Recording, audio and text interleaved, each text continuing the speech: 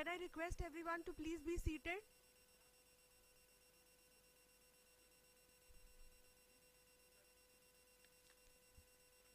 Good morning, everyone. I welcome you today to day 2 of Urban Conclave 2025. So today we have gathered here to deliberate upon the topic making housing accessible for everyone. We have many leaders, many urban practitioners, policymakers from around the country to deliberate on this topic. So I welcome you all again to this session. So first of all, we'll watch a movie of 10 years of Pradhan Mantri Awas Yojana Urban. We'll take you down to the journey of our scheme. So can we have the movie, please?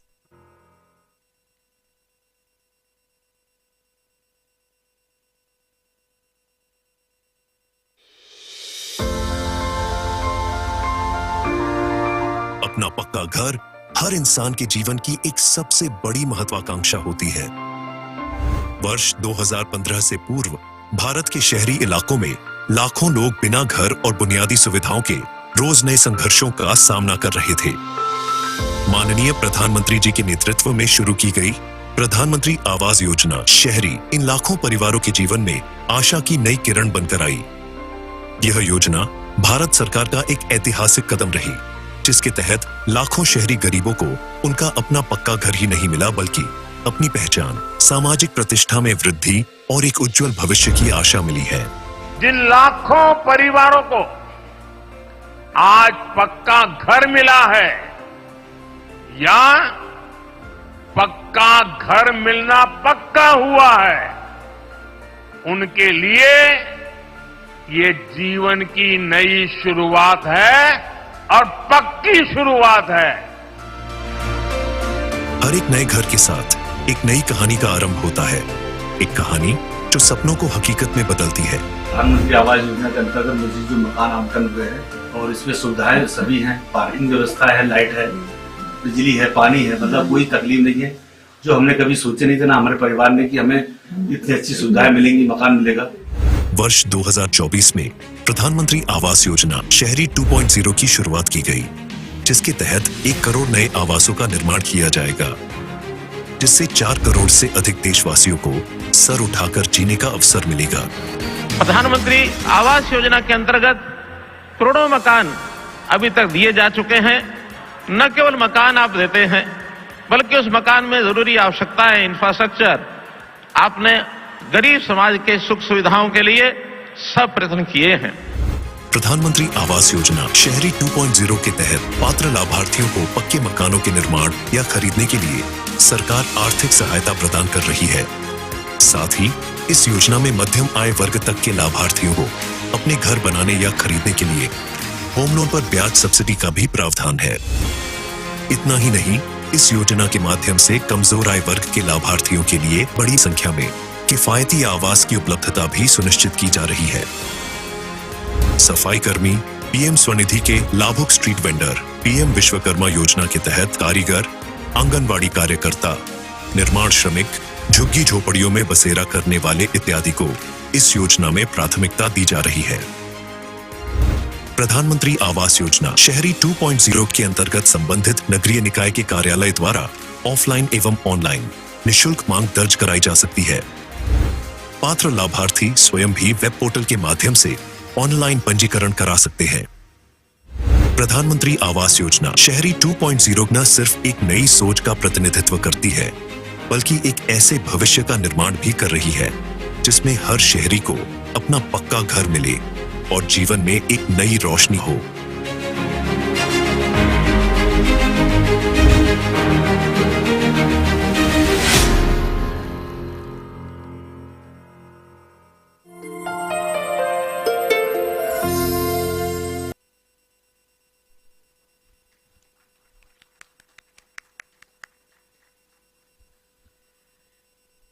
That was a roundup of the scheme's journey in the last 10 years. So I would like to now invite our distinguished panels to the dais, please. I welcome Shri Kuldeep Narayan, JSNMD HFA. Sir, please come on the stage. Dr. Sejal Patel, Professor SEP.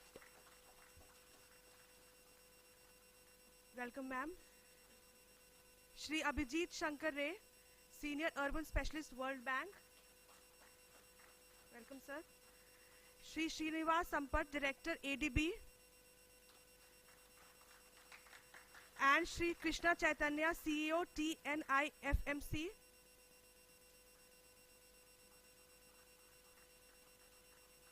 Shri Monu Ratra, CEO, Capri Global. And Shri Praveen Jain, President, Naredco.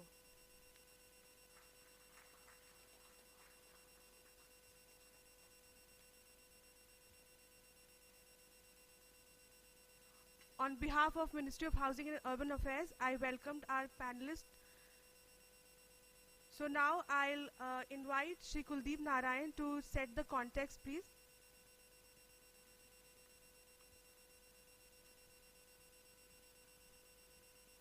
Thank you, Shruti.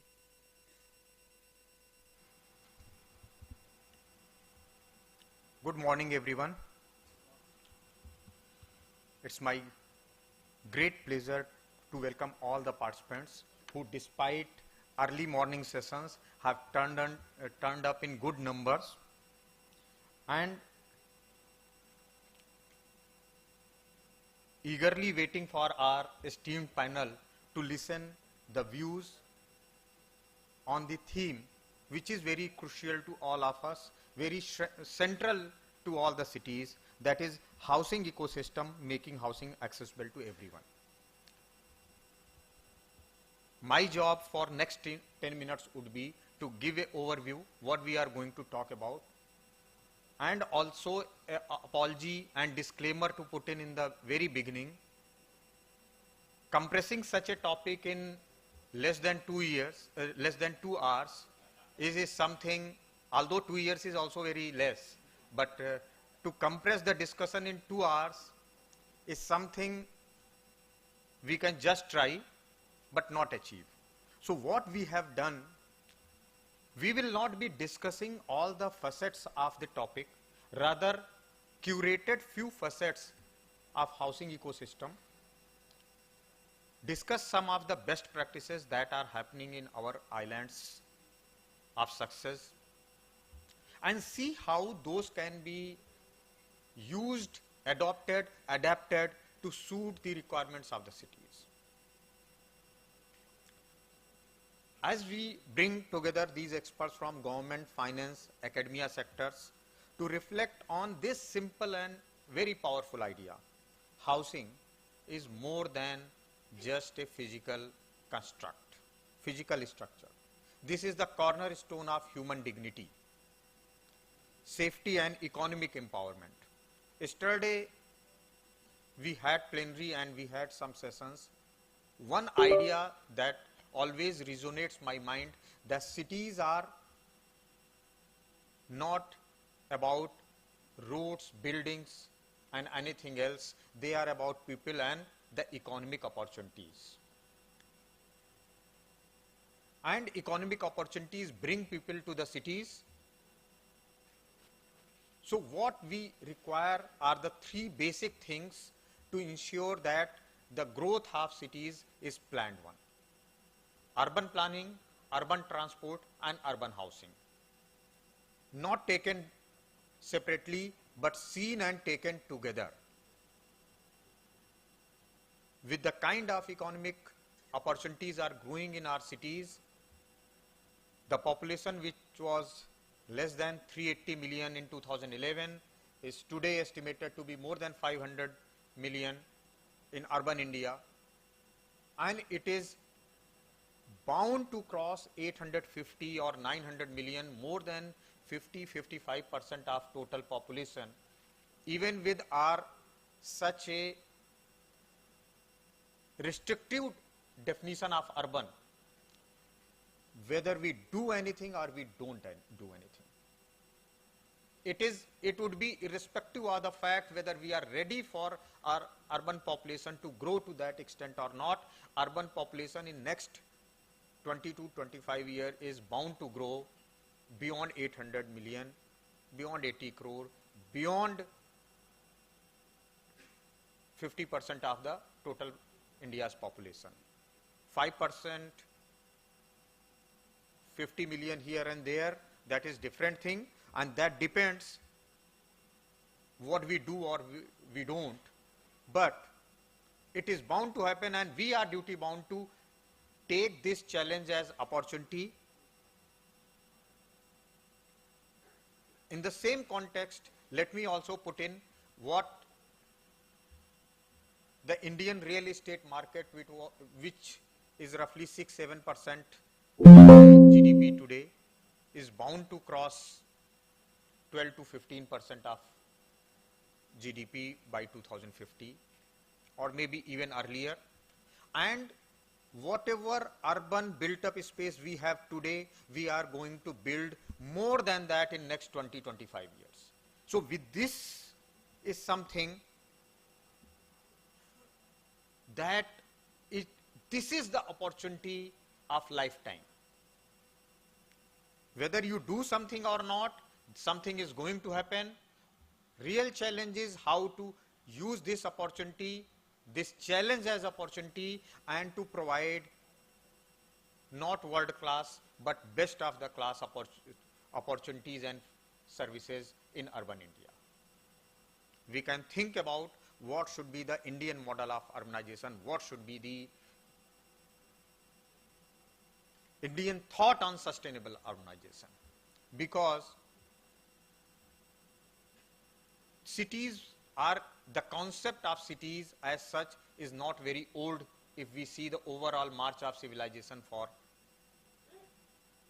thousands of years. The nature has been changing.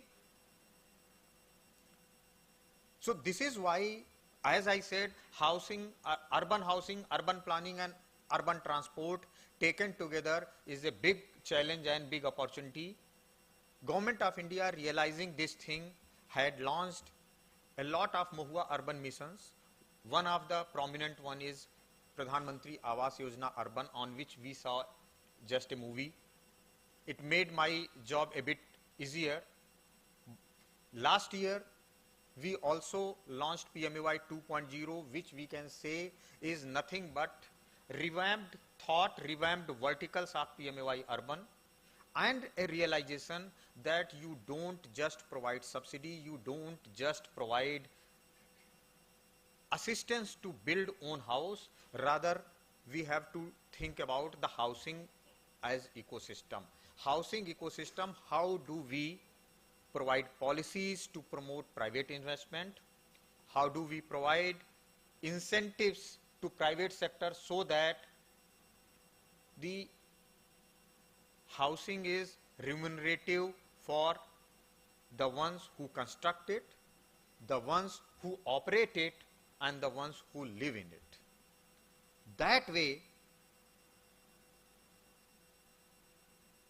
bringing about affordable housing policies of state, emphasizing the rental housing as a vertical, realizing that not everyone can afford own housing in the cities, and rather not everyone wants to own a housing in the cities they work in. The real challenge is how do we think about organizing this unorganized sector of rental housing, bring in fairness and transparency in the sector, ensure that those who give on rent can expect good return on investment, and those who take houses on rent can expect clarity and predictability of rates as well as services. So there we'll talk about the rental housing. Then one thing remains very clear. If we are going to construct more than the built up space that we have currently today in our cities, more than 80% of going to come from the million plus cities, urban agglomerations, and more so from the creative redevelopment. That means we are going to increase density for sure.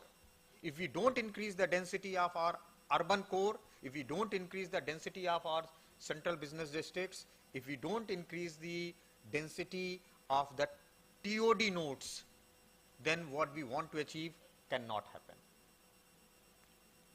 So we'll be discussing about what are the challenges and opportunities when you go for redevelopment in terms of slum redevelopment, redevelopment in terms of non-slum redevelopment. We have challenges of informal settlements. How do we provide opportunities to everyone who wants to purchase a house, who wants to own a house, or capitalize on the land which may be under informal settlement. So we'll have discussions on experiences of Gujarat, Tamil Nadu, how rental housing is getting promoted in Tamil Nadu, how slum redevelopment is getting promoted in Tamil Nadu and Gujarat, and how once you are doing creative redevelopment, then why and how you can actually optimize the land and urban ecosystem, urban transport. That is something we'll discuss. Before we come to hear our panelists, let me point out another triplet. First I talked about urban transport, urban planning and urban housing. If we come to urban housing, again there is a vicious triplet which is actually needs to be addressed if you want to do anything. 80%, more than 80%, we may debate, agree, disagree on the percentage, but more than 80% of the housing requirement is the smaller houses, is EWS housing, maybe even studio apartments near workplaces. There is a clear-cut saying in our fraternity, as I would call it, that a jhopdi, a hut, a slum is a clear-cut defiance of economics over planning. It is a clear-cut defiance or clear-cut indication where is the work opportunity. All of us, any of us, given a choice of bad quality housing near the workplace, near the school, and a very good palatial housing some 1.5 hours away. I will not mention the distance, I will mention the time. 1.5 hours away from your workplace, your school of your children, everyone chooses bad quality housing near the workplace. So what we require is a lot of housing development for economically weaker section and LIG group, close to 80% in my assessment, and all the shortage that we see today is in this sector, whether owned or rental, that we'll talk later. But accessible housing, housing to be available on demand, that most shortage in this sector, in this segment, and this segment suffers from 3 basic problems. One is availability, that is supply of such housing. Luxury, ultra luxury, high-end housing is more remunerative, more profitable, easy to do. You construct 10 houses, you earn as much as you would be earning by constructing 1,000 smaller houses. So whenever there is a demand supply mismatch, a lot of resources go into luxury and ultra luxury segment. 2, even when there is a supply, the issue of affordability comes in. That means houses may not be affordable because land is compromised, land is not optimally used. And the 3, even if housing is available, even if it is affordable, those who need may not have access to it because they don't have available home loan or formal employments, which enables them to have home loans. So if I summarize in one line, EWS housing or LIG housing suffers from 3 vicious triplets of availability, affordability and home loans. And any house, I would consider myself affordable or anyone affordable if my household expenses, housing electricity, property tax, etc., do not cross 25%. Slightly problematic if it crosses 30%. Very problematic if it crosses 40%. Impossible if it crosses 50%. And as you go up the income ladder, this percentage goes down, and as you go down in the income ladder, this percentage goes up. This is where the problem is, whether own housing or rental housing. How do we decrease this gap of income and rent, or so the cost of house? So we'll be discussing these aspects today. We'll be discussing what we can do.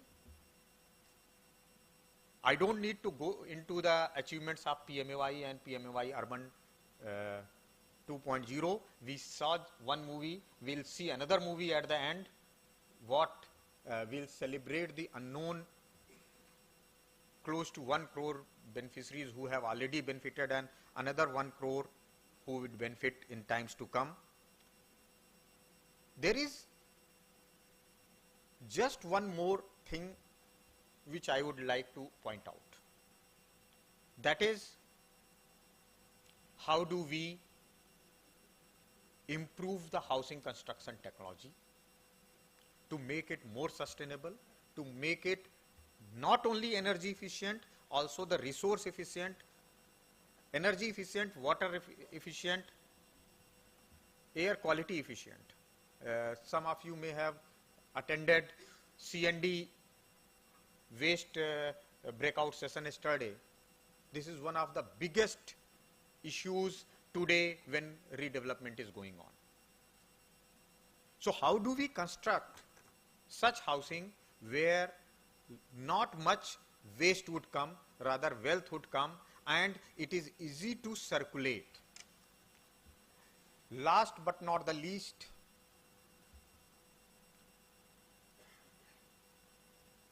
rental laws hold the key for accommodating another 300 million to 400 million in urban areas, where we say NROC CII report estimated there is close to 30 million, there would be a close to 30 million housing shortage by 2030. We have another report, and census is coming, we'll have updated figures. It is estimated close to 11 million houses are vacant. So this vacant housing as well as unavailable housing, inaccessible housing, that is a dilemma where the key is in reformed rental legal framework, economic framework, just the way UPI changed the ecosystem of payment. Can we have something which changes, which moves the focus from hiding the tenancy, not giving houses on to tenants, rather to declare it and give as much as you can your own houses on rent without any quote unquote fear of getting it lost. So these are the aspects which we have. If we talk about accessible housing, we'll be discussing few aspects. I think I have already taken some time. So from the panel, I would like to first invite Dr. Sejal Patel, Professor CEPT University, who would talk about how creative development experience of Ahmedabad can be used, adapted, particularly in Gujarat and particularly in Ahmedabad, and how TDR can be a good tool, not for whole of urban India, but at least top 10 cities of urban India, which still house more than 60% of urban population. Thank you so much, and welcome, Sejal. Thank you.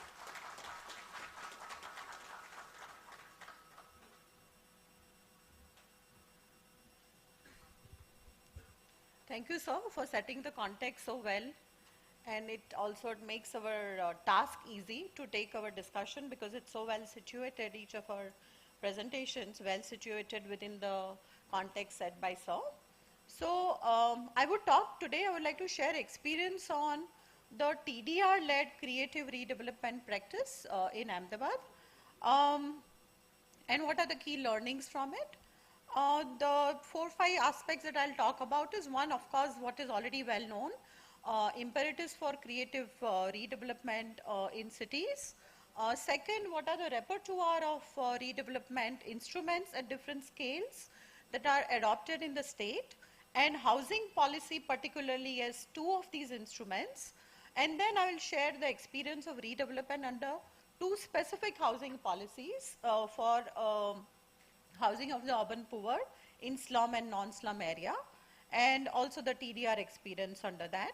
The imperatives of redevelopment are already known to us as states, including the state of Gujarat, aspires to achieve its vision of $1 trillion economy. It also needs to take along about 15% of the population that lives in slum and non-slum areas but are urban poor, and occupying about 6 to 7% of the land in the cities.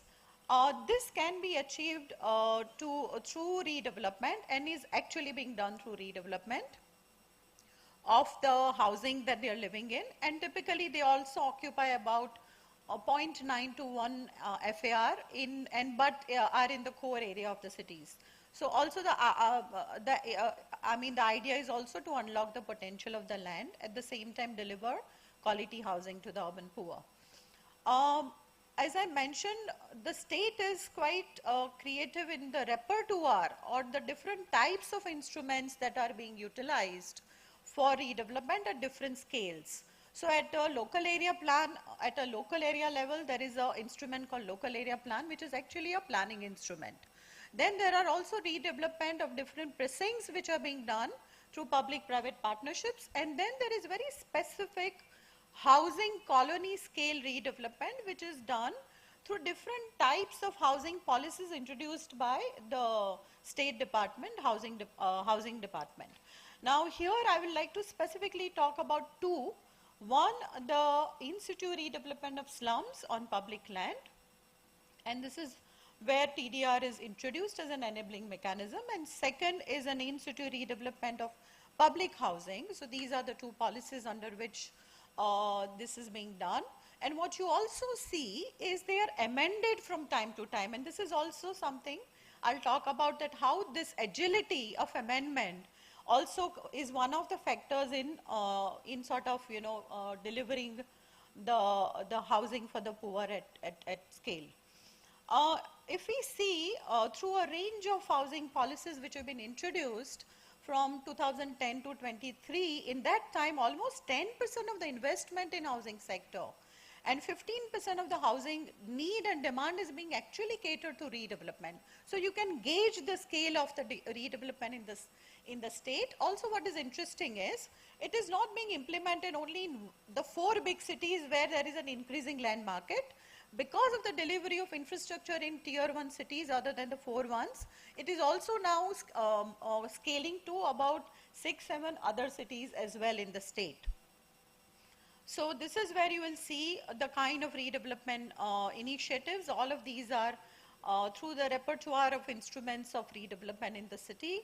They are being implemented, but specifically under the 2 policies, about 30,000 houses have been redeveloped from 2010 to 24, and the pace is continuing even now with about 50,000 houses in total being redeveloped, and about 45,000 of slums and about 5,000 of the public housing redevelopment.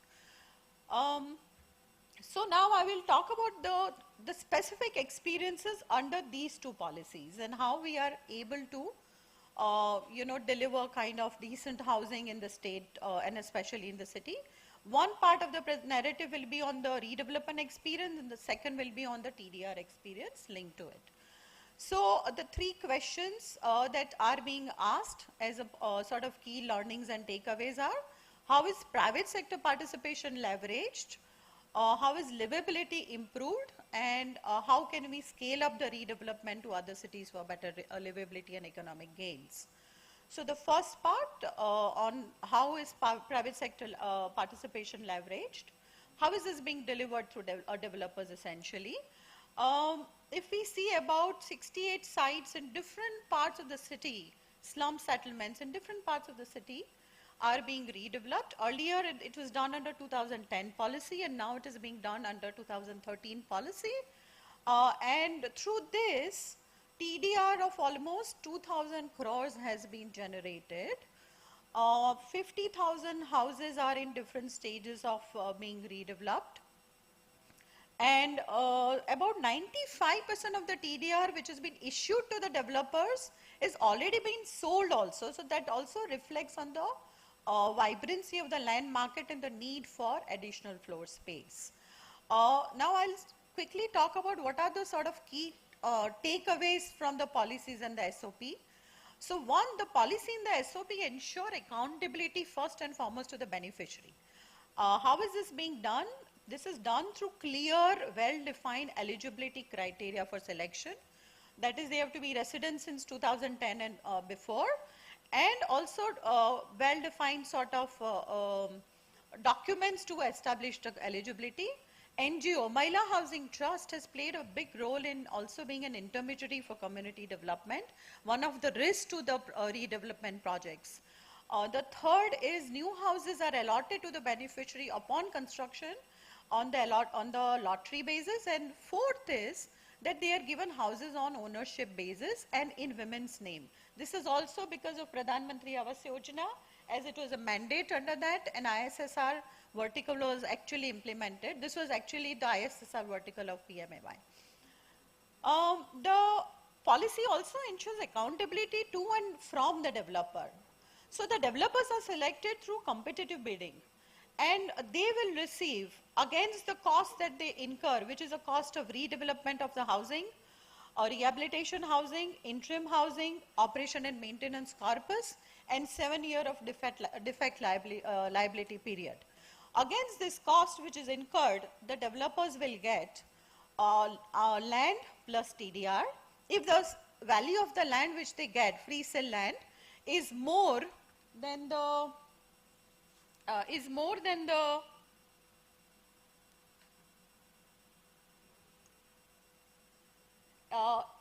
if this value is more than the value of the rehabilitation, it's a case of positive premium in which the developer has to pay some part of the premium on the free sale land to the authority, because the land belongs to the authority. This is called a case of positive premium. If the value of rehabilitation is less than, is more than the value of the free sale land, then the developer will actually ask for viability gap funding in the form of TDR. So this is a case of negative premium, and whoever developer is asking for minimum TDR will be awarded the work. So the bidding condition is highest bidder in case of positive premium and the lowest bidder in case of negative premium will be awarded the work. And almost through the 68 slum sites, almost 2,000 crores of TDR has been issued to the developers. So most of the projects are case of negative premium. The certificates are issued in both the TDR certificate and folio are issued like this in a analog format, and this is where we can also have some takeaways from Mumbai and Hyderabad, which have shifted to a portal and digital formats of the TDRs, certificate and folio. If we look at the SOP is the standard operating procedure of Ahmedabad Municipal Corporation. They have actually incrementally improved the RFP, technical and financial documents, bidding process and TDR mechanism. And as a result now, there is a timely completion and handover of the redeveloped unit to the beneficiary, which has been a big issue in the past, as Saurabh also mentioned in his talk, and that has been a risk to the project, and this has also helped. Timely completion has helped in building community's trust in the process. The next part that I will talk about is how is livability in such housing sites improved. There are pictures to actually show what kind of amenities have been created. Again, from the first project implemented in 2010 till now, we have come a long way. the technical biddings, in the RFP, the technical specifications have also improved, and they ensure better amenities, building standards and livability after the redevelopment is done. In fact, some of the houses which are rehabilitation houses are in fact better than what a developer would actually provide, you know, in a free market of a similar specification. So those kind of standards are now being achieved. But there are some exceptions where the structures are more than P+7 structures. There are issues around maintenance and also issues around lot of amenities not working. So that is a sort of a concern. Also now, as part of the DCR, STPs are mandated as part of the most of the housing and including the redevelopment housing. And this is where the problem is that they just don't work on any of the sites, including redevelopment sites.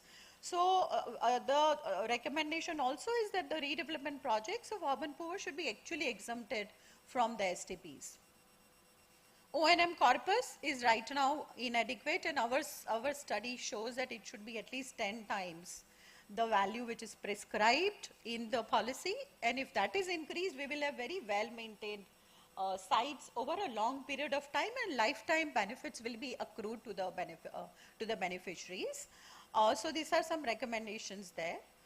Now I will quickly similarly talk about the experience of the public housing policy. Similar thinking, about 16 public housing sort of developed by AMC, OUDA and Housing Board have been redeveloped by private sector along the same lines with the same SOPs. And this has led to redevelopment of almost 6,500 houses and a TDR generation of 440 crores. Almost 85% of that TDR also has been absorbed in the market. Here, the developer policy and SOP ensure accountability to the beneficiary. They deliver, so the developer delivers larger housing unit with better amenities and infrastructure to the eligible beneficiary.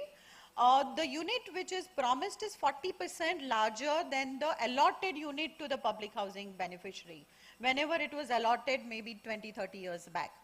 Here again, NGOs, Mahila Housing Trust, and they work as an intermediary for community development. New housing allotment is done through draw, and ownership rights are given to the beneficiaries. Same case, negative and positive premium. Largely, most of the sites are a case of negative premium, and about 440 crores of negative premium or TDR has been generated here. Again, TDR, the certificate, even in this policy, the certificate and folio are manual and analog in nature, whereas other states have moved to digital. So maybe this is something I'll reflect when I talk about the TDR portal experiences. Incrementally improved SOPs. Now, one very interesting thing here is that both for the slum redevelopment and the public housing redevelopment, the cell is common, which is the housing department or the housing cell within the municipal corporation. And over the past 15 years of practice, they have actually, and 15 years of execution, an ecosystem of trust and cooperation has actually developed between the key stakeholders, that is the municipal corporation, the NGO, the developers and the community. And through this, an agility is actually there within the decision makers, and there are incremental reforms in SOPs and policy from time to time. So this is one of the key structural factors which is responsible for a better delivery and success of the redevelopment here in the city. The livability, again, improving technical specifications in the RFP. They ensure better amenities, very similar to slum redevelopment. Building standards are better, and livability after redevelopment is also better. Again, here they are, the mandate of STP is not working. And so again, the recommendation is that such projects should be exempted from STP provision. There is an ambiguity here in public housing redevelopment. O&M corpus or charges are to be borne by the beneficiaries and not the developer. But there is an ambiguity in the policy, and as a result, practice varies from project to project.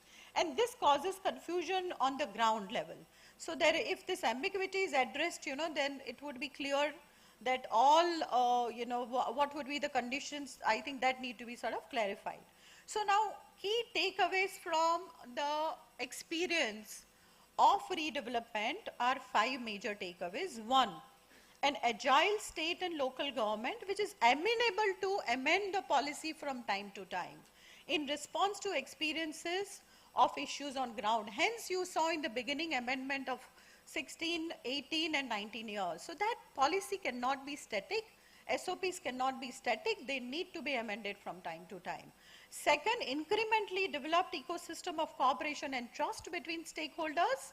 And third, also in align with that, the incrementally developed SOPs, which are technical and financial bid documents, bidding process, TDR mechanism. The role of NGO is absolutely sort of a key factor, in fact, of making some of this viable and building this ecosystem as well. The fourth aspect is accountability and viability of TDR mechanism by GDCR and increasing land markets. And the fifth is for long-term benefits. This is something that our policy and SOPs need to really focus on. For long-term benefits, maintenance criteria need to be clearly defined in the policy and the SOP. This is the experience of the redevelopment. Now I'll just quickly go through the TDR experience, how it has been an enabling tool for a redevelopment. So the questions which I'm trying to answer is it an enabling tool? Does it compete with public revenue source? Does it ensure accountability from the developer of the slum and the public housing? Does it get utilized in transit-oriented zone, as Sir was also mentioning? Does TDR cause negative externality around the recipient plot? And is there information asymmetry on TDR generation and cartelization, which has been experienced in maybe some of the cities in terms of the holding, monopolistic holding of the TDR? As I mentioned, in the city, both public housing and slum redevelopment has been achieved through TDR. 50,000 houses between the two have been redeveloped, and around 2,000 crores of TDR has been generated to the developers who have been involved in doing this redevelopment. This is, there are also TDR which are generated through other sort of policies as well, including heritage TDRs, riverfront TDR, road TDR, but the bulk of the TDR is actually generated through the public housing and slum redevelopment. TDR is viable. What is interesting is the bulk of the TDR which has been issued, about 3.5 million square meter of TDR. It is viable as 90% of the generated TDR has already been sold in the land market to different developers, and it has been utilized. So that is, the viability is currently there because the land market and the land values have reached so that it can be absorbed. The second part is SOPs ensure that TDR does not compete with the public revenue source because it can be purchased on the recipient plot only after the chargeable FSI is fully purchased. So after the purchase of that only the TDR can be, so that there is no loss of revenue for the government's public source as well. Third, the SOPs ensure accountability from the slum redeveloper by ensuring that the TDR can be utilized in the recipient plot only after building permission and the building use certificate of the slum rehabilitation component is actually issued to the slum developer. So that the developers, often in some cities the experience has been, they take the TDR and then do not deliver the slum redevelopment. So this is to ensure an accountability from the slum redeveloper. We have done studies of about 85 recipient sites and about 6 origin sites to see where the TDR is being actually utilized currently in the city. And what we can see, there was a thinking it is utilized only in the markets where the land prices are high, but that is not the case. It is actually utilized both in the western and the eastern Ahmedabad, but the enabling condition for the utilization of TDR is graded residential zones with differential FSI. So the zones which have lower FSI, R2 and R3, are the recipient zones for the TDR, because as I mentioned earlier, TDR can be purchased on the recipient plot only after the maximum FSI is consumed, including the base and the purchasable FSI. One concern is that TDR does not, so again Sir had mentioned whether it goes into the transit oriented zone or not. It does not currently go into the transit oriented zone because there the permissible FSI is already 4. It is already high, so then it does not leave much room for higher heights to be achieved. through the TDR, and hence that is one concern. It can be addressed by looking at what could be the transit-oriented zone, DCR within the DCR. Is there a negative externality on the plots around a recipient plot? Yes, if the recipient plot falls on road widths below 18 meters, these are some instances where we found that at least light and air circulation is sort of impeded to the surrounding plots when the height exceeds on the recipient plot, especially when the road width is below 18 meters. So that's where we find that there is some negative externality. Information on TDR holders. Is there an information asymmetry? We do not see that in Ahmedabad. There is whatever information I show here, it is all from the website of the municipal corporation. It is released, but it is not released in real time. So there may be some time lapse which is there. Whether there is cartelization, again as you see, there are many developers who are holding both slum TDR as well as public housing TDR. We don't see cartelization because the actual TDR is granted through competitive bidding, as I mentioned in the beginning. And so there is no monopolistic holding. Whoever is awarded the project will be holding the TDR. And this information is released on the municipal corporation's website from time to time. So this is also something which has been addressed well. But some learnings from Hyderabad, Maharashtra, Telangana and Andhra in this aspect are quite interesting. When with high TDR volumes, these states have now transitioned to TDR portal and digital TDR certificates. This facilitates higher information transparency. So we know Maharashtra was the first to start the TDR. They started in '93, and by now our study shows this could be debatable. About 15 million square meter of TDR has been already issued over the past 20 years. And out of that, 74% has already been utilized. In case of Telangana, which is mainly in Hyderabad, 2006 they started the TDR, issue of TDR, 3.6 million has been issued, and of that about 78% has been utilized, and in case of Ahmedabad, about 3.5 million square meter has been issued and about 92% has been utilized. This is by 2010 when we started. So there is clearly in the cities, there is a buoyancy in the land market for which, as sir mentioned, that it will not work in all the cities, but cities where there is increased land market, this mechanism may work.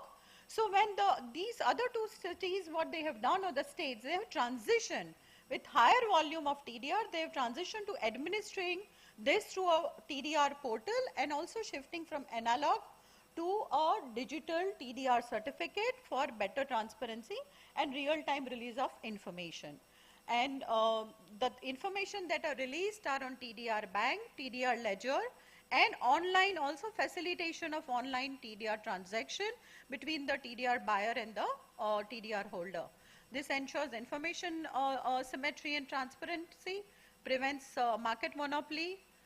It also gives information on the receiving zones and also negative externalities, if any, which have been created.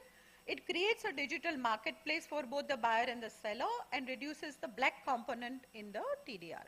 So these are the key learnings from the three cities and the states, and what is the kind of transparency within their portals in terms of the bank, the ledger, online transactions, and to what extent are these visible to a user, whether it is a citizen or it is a user who is a registered user, the degree of visibility of all of this information on their portal. If we do this, probably we can in fact make the TDR mechanism in the state even more robust.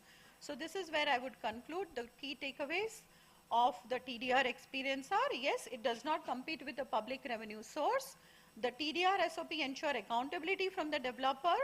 They do not get utilized in the transit-oriented zone, which is which means that the DCR should be recalibrated accordingly. It does cause minor negative externality around the recipient plots when they fall under road widths which are below 18 meters. There is no information asymmetry on TDR generation and cartelization, but there is time lapse in the release of information. It is not in real time. And the shift to TDR portal with public access to TDR bank and ledger will enhance this transparency. Thank you very much for your patient hearing. Looking forward to feedback. Thank you, Dr. Sejal.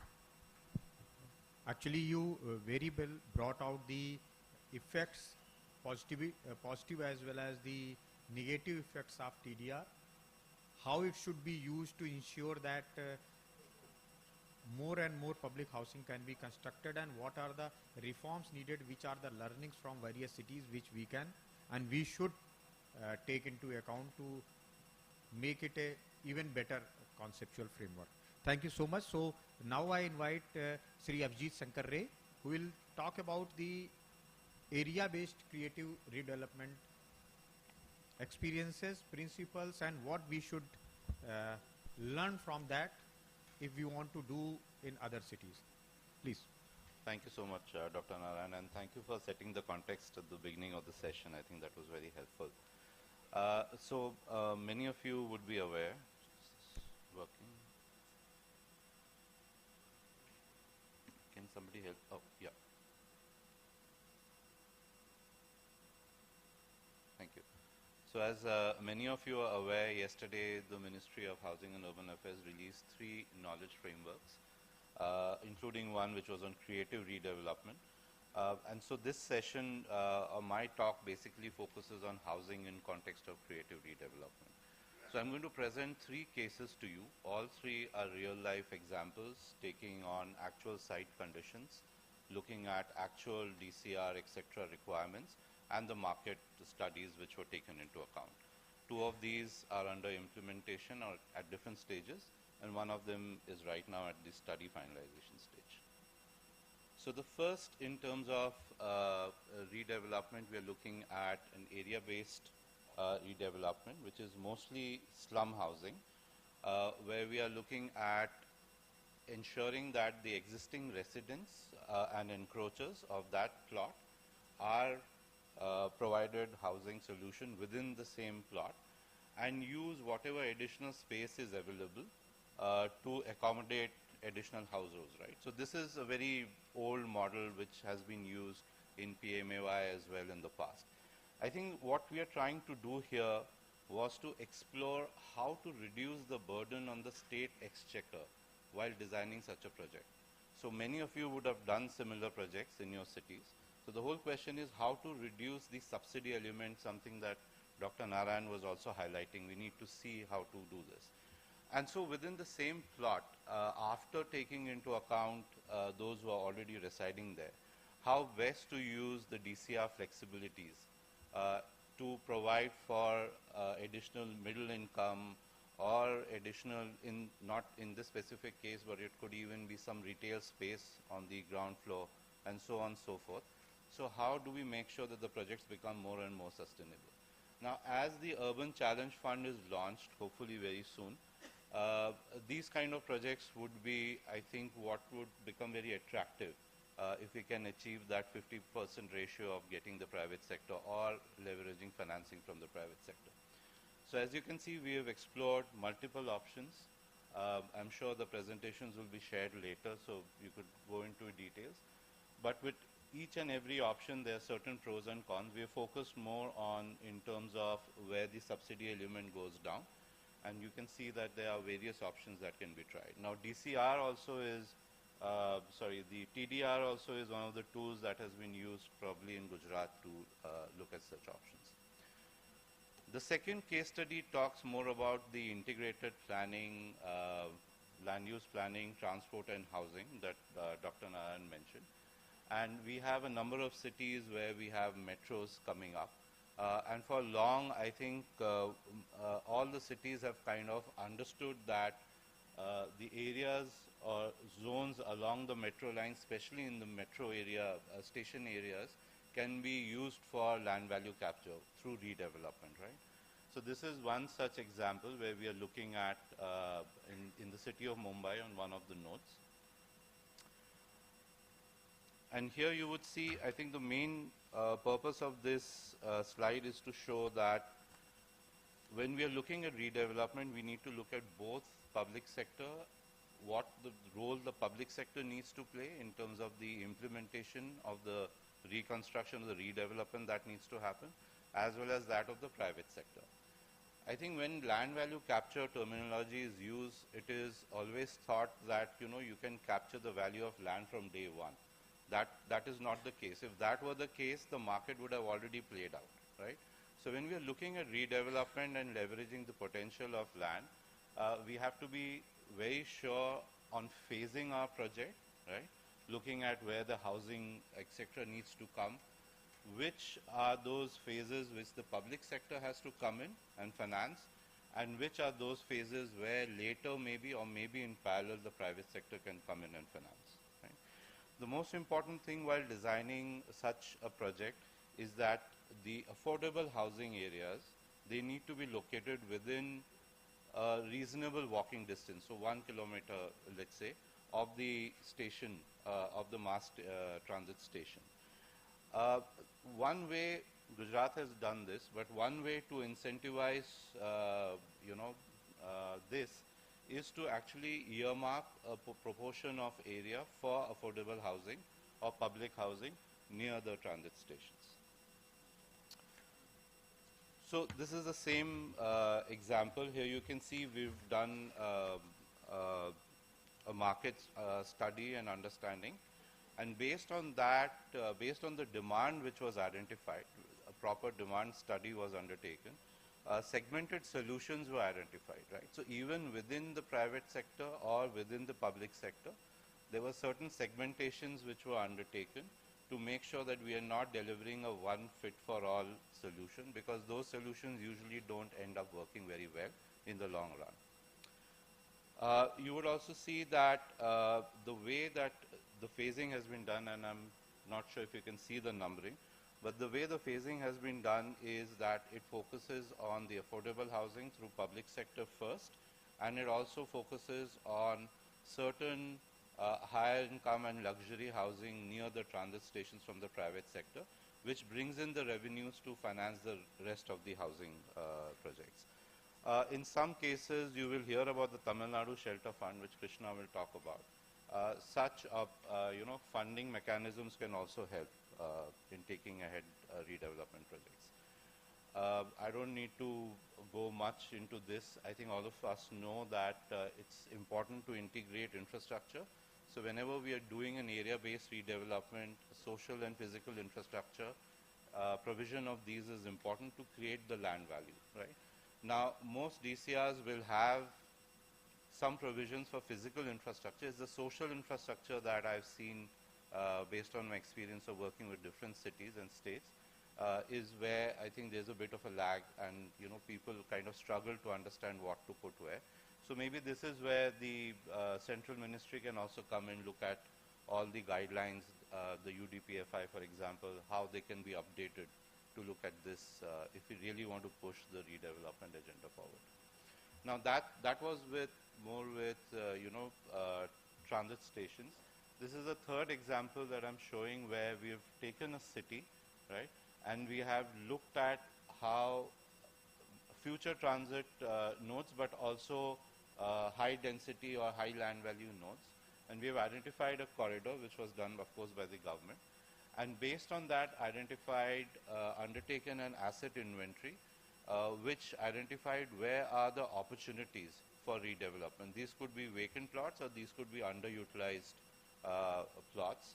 Of course, like I mentioned earlier, as a first priority, we focused on public land which was available within the public area. So this is a study which is currently undergoing. It's still not finalized. So I'm taking the liberty of presenting this. So within the land plot that was identified that we are prioritizing, you can see that we are looking at a mix of residential. So we're looking at mixed use. The previous example, the focus was more on mixed income. In this, the focus is more on mixed use. So mixed income, mixed use as a concept within redevelopment in high density area, TOD zones, etc. is very important. The creative redevelopment framework also talks about a number of levers, enablers which are required.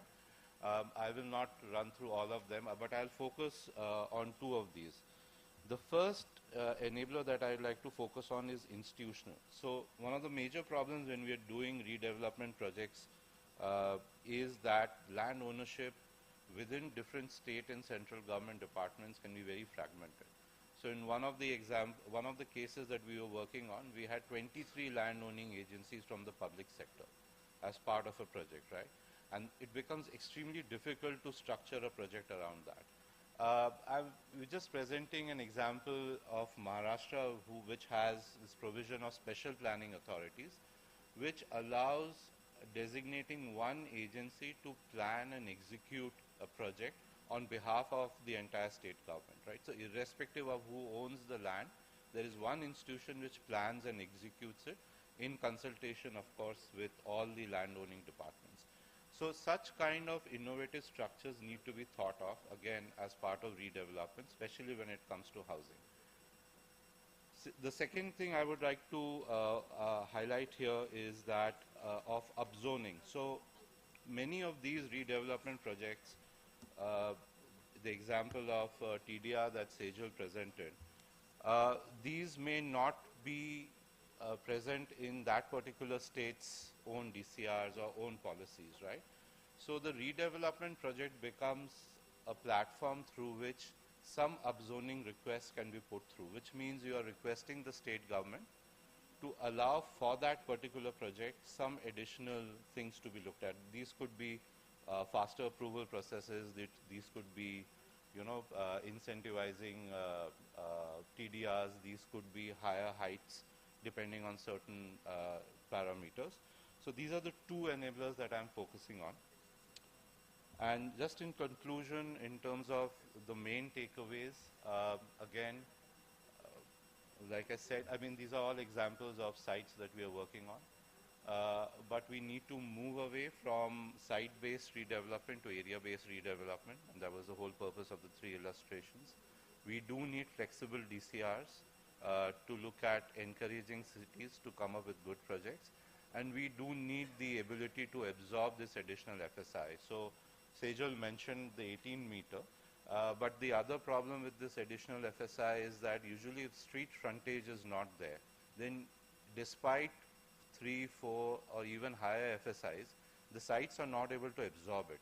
So as part of redevelopment, even if you are doing a housing project, as part of the larger redevelopment, we need to look at whether the right of way of the street frontage can be increased, right?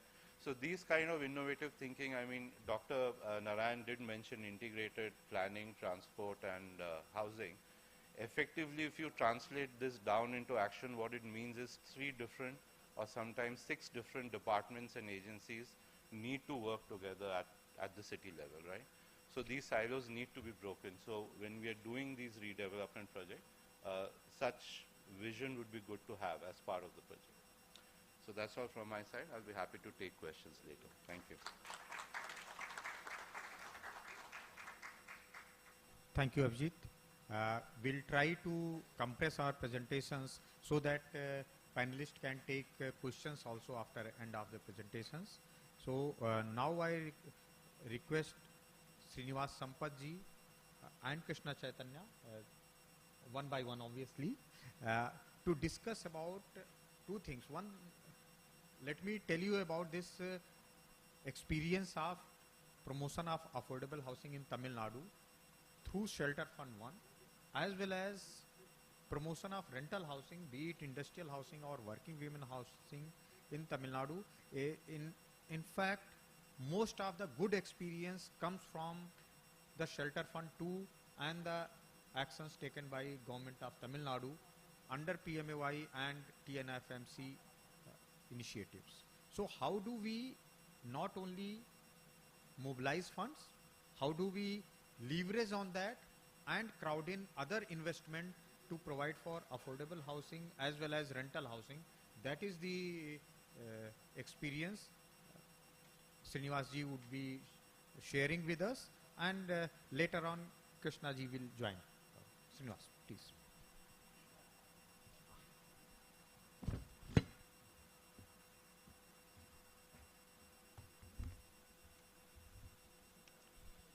Thank you very much for the Ministry for inviting Asian Development Bank to this event. We're delighted to be here. We have a very large delegation from ADB headed by our Director General also is here. So very happy to be back in India and sharing our experience. As the Joint Secretary was mentioning, the pressure on urban areas is so large and the volume of people who are migrating into large cities. In fact, even before I will finish this slide, there could be new data that shows how much people are moving in. So the context of how much housing is required is really mind-boggling, least to say.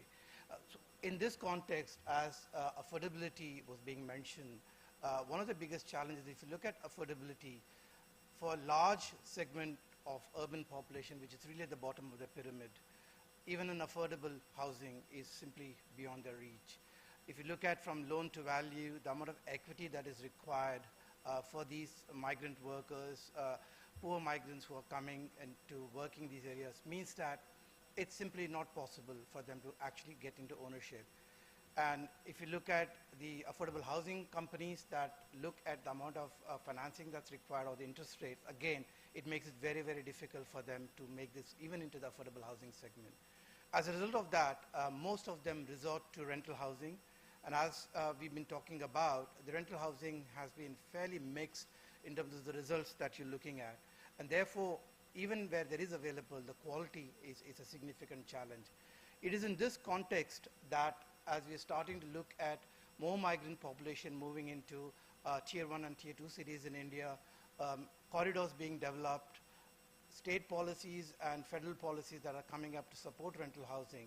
With increasing women workforce that's coming in, a big issue is how do we ensure safe and secure accommodation for them. Other workers, migrant workers, IT workers, means that there is a large segment of population that's going to get benefited by having a rental housing. So it was with this context that we started, along with World Bank, working with the Tamil Nadu government, looking at how we actually provide solutions for rental housing. And what we did was we worked with what was then called the Tamil Nadu Slum Clearance Board, now called Tamil Nadu Urban Habitat Development Board, to develop housing for people who are living in these informal settlements, mostly in very climate vulnerable locations along river banks, canals and all, and develop a program that integrates their livelihood. And there were two parts to it. I will briefly talk about, mostly on the first one, I'll briefly introduce part 2, and then Krishna, who's the CEO of the TNFMC, would discuss a little bit more about the shelter fund. The attempt on the traditional public model was to see how can we deliver long-term solutions that's more affordable but also sustainable. So therefore, we have designed operation and maintenance as part of the solution for delivering even at the public housing model. And the market capitalizing model is where the shelter fund comes in, and we have identified how using equity from the multilateral development agencies, we are able to deliver solutions through private sector participation. So if you look at the traditional model for housing delivery, the most important element, as most of the public sector agencies have looked at it, is cost efficiency and speed. So monoblock designs, repeatedly possible, very quick to turn around, low-cost housing was what really the focus was, rather than looking at whether community space was being created or not. So that actually led to serious challenges all across the state. We had very high rates of crime, particularly against vulnerable population, huge amount of issues related to disease and eyesores in terms of this garbage disposal that was coming up, and encroachments right through. That was the operating environment through which we were brought in to try and develop a solution that was going to be completely redefining the landscape of how public housing to these low-income population was going to be delivered. And this is what we have actually tried to deliver. It took me one click to move from that to that, but Sita, an architect who's present here, will tell you the mind shift that took us from the first slide to the second slide was a huge amount of conversation that has to go on repeatedly over 18 to 24 months, trying to bring in design philosophy and why design philosophy also makes economic sense and actually important from a bankability point of view also. But what we have actually learned is that each subunit that we were developing, we started working on a number of projects at the same time. We took the learnings from each sub-project and we kept improving upon each as we moved forward, understanding what the community needs were, because we were able to map each of the community members. We knew exactly their names, their occupation, their personal situation, including if they had mobility issues, if they had accessibility issues. And so we were able to design solutions that were very bespoke to the needs of them. And more importantly, we also try to understand what kind of economic activities they were engaged in. And that meant that when we started to redesign our land use planning for the master planning for the zone, we really kept in mind what the community needed.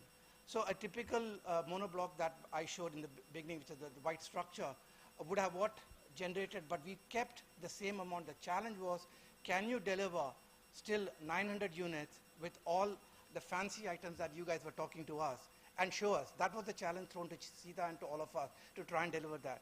And we're very happy that we were able to do that with very strong community participation, engagement with our key stakeholders to deliver something like this. That includes community space, various aspects, green spaces, and as if required, future development options too.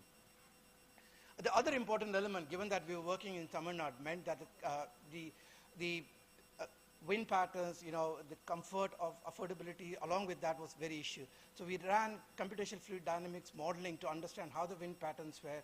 Solar radiation was looked into so that the shades of the buildings, the cutouts that needed to be done, was done in such a way that it was pleasant throughout the day. And based on that, then tree plantation and landscaping, not simply just putting grass, but actually looking at how plantation could actually happen was also considered. And then really the bottom line for us was that we were not designing or delivering housing. We wanted to deliver community living. That was really what most important. Anybody could have done housing, but what we were trying to do is really build a community space and give it back to the community in terms of how they would integrate much better than from where they were living. So very quickly, some slides that I want to just show some pictures in terms of how various urban utilities that are commonly required were put in, whether it was health center, Anganwadi centers, libraries, milk booth, clinics, and also because we knew which of our beneficiaries actually needed special care. In each of the buildings on the ground floor, there were units that were designed for universal accessibility. So that was another important area for us to focus on. And public spaces like parks, and other facilities, including sewage treatment plants. Yes, Dr. Sejal was talking about that. We've tried to integrate that, and we hope that in this one it works. Now, the other important element, and we've learned this from several other affordable housing projects that we've done in many countries, was often people would get relocated from locations where economic activities were not closely, and as a result of that, they would go back and relive in those slum areas as from where they were relocated. So working with BRAC, we adopted what we call as graduation policy. Simply put, the idea was that if we are bringing people from what we call as the sending sites to receiving sites, how can we work with them happily identifying opportunities for them to grow economically, and then develop a pathway for economic progress. So looking at economic activities that they were familiar with in the surroundings that they were doing, and can we integrate that into the economic well-being of them? And being that subsequently at a future stage, maybe the economic profile will change, that they actually can truly go into what we call as affordable housing segment, i.e. move into an ownership model. So it was more like a continuum that we were looking at. Bring them at the bottom of the pyramid, but work with them and see a transition that eventually that every urban dweller has a dream of owning a house could possibly be bring them to that. So that graduation policy has really helped us identifying specific site-related economic opportunities all across the state to develop that model so that they don't go back to where they were living. And secondly, what we've also done is develop a model for redevelopment and conservation of the spaces from where they were coming in so that there is no future encroachment that happens as well. Now, quickly moving on before I hand it over to Krishna. So the second part of the presentation is focusing on private sector-led delivery model. In this, what we've attempted is using ADB and World Bank's financing. We have brought together 92 million, including 22 million from the Tamil Nadu Housing Board, 92 million as an equity corpus into the Tamil Nadu Shelter Fund. And the idea is very simple. Can I use every dollar of my money or this money inside the shelter fund and deliver a 2 times, 3 times results for private sector investment? And the journey that we will briefly talk about in the next few slides really captures that as to how we have managed to leverage private sector experience, operation and maintenance, but also investment coming in, and using this 92 million as really a catalytic de-risking instrument to crowd in more private sector investment. So looking at rental housing within that context, 2 very quick models. One is industrial workers housing, which has both public and private sector, working with state agency called SIPCOT that some of you might be familiar with. So we've identified land. We are working with various industrial units which are located in these industrial areas and developed rental housing for the workers in those areas. And the interesting model here is the demand risk essentially is actually retained by these entities because they really need workers housing in the complex, and that means that they are willing to underwrite the demand risk, which actually helps us to achieve fairly good bankability returns for the private sector also. The second bit is where we've actually worked directly with private sector in the delivery model, where SPVs have been created, and we've taken a small portion of equity from the TNSF, the shelter fund, and dropped out into these equity. And sometimes we've got multiple leveraging from these, because the ability to de-risk that project means that we were able to realize commercial finance from that. So those are some of the models on rental housing, and in doing that, about 30% of that is also done towards ownership model as well, identifying mixed use land use plans that Abhijit was talking about. So really being able to integrate that with the private sector aspect. So I'm going to pause and I'm going to hand it over to Krishna, who's going to talk about the shelter fund. Thank you.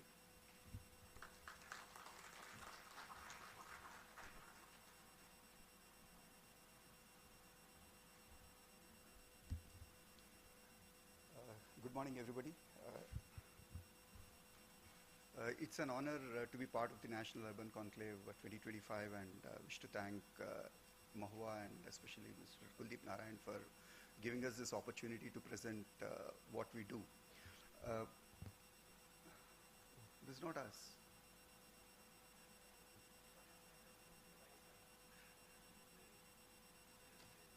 So, okay. Yesterday, the Honorable Minister was talking about walk to work and transit-oriented development, and also making the urban infrastructure accessible to the most... Krishna, just one second. Kindly place the shelter fund slide. Same last PPT. Yeah, same PPT that was there.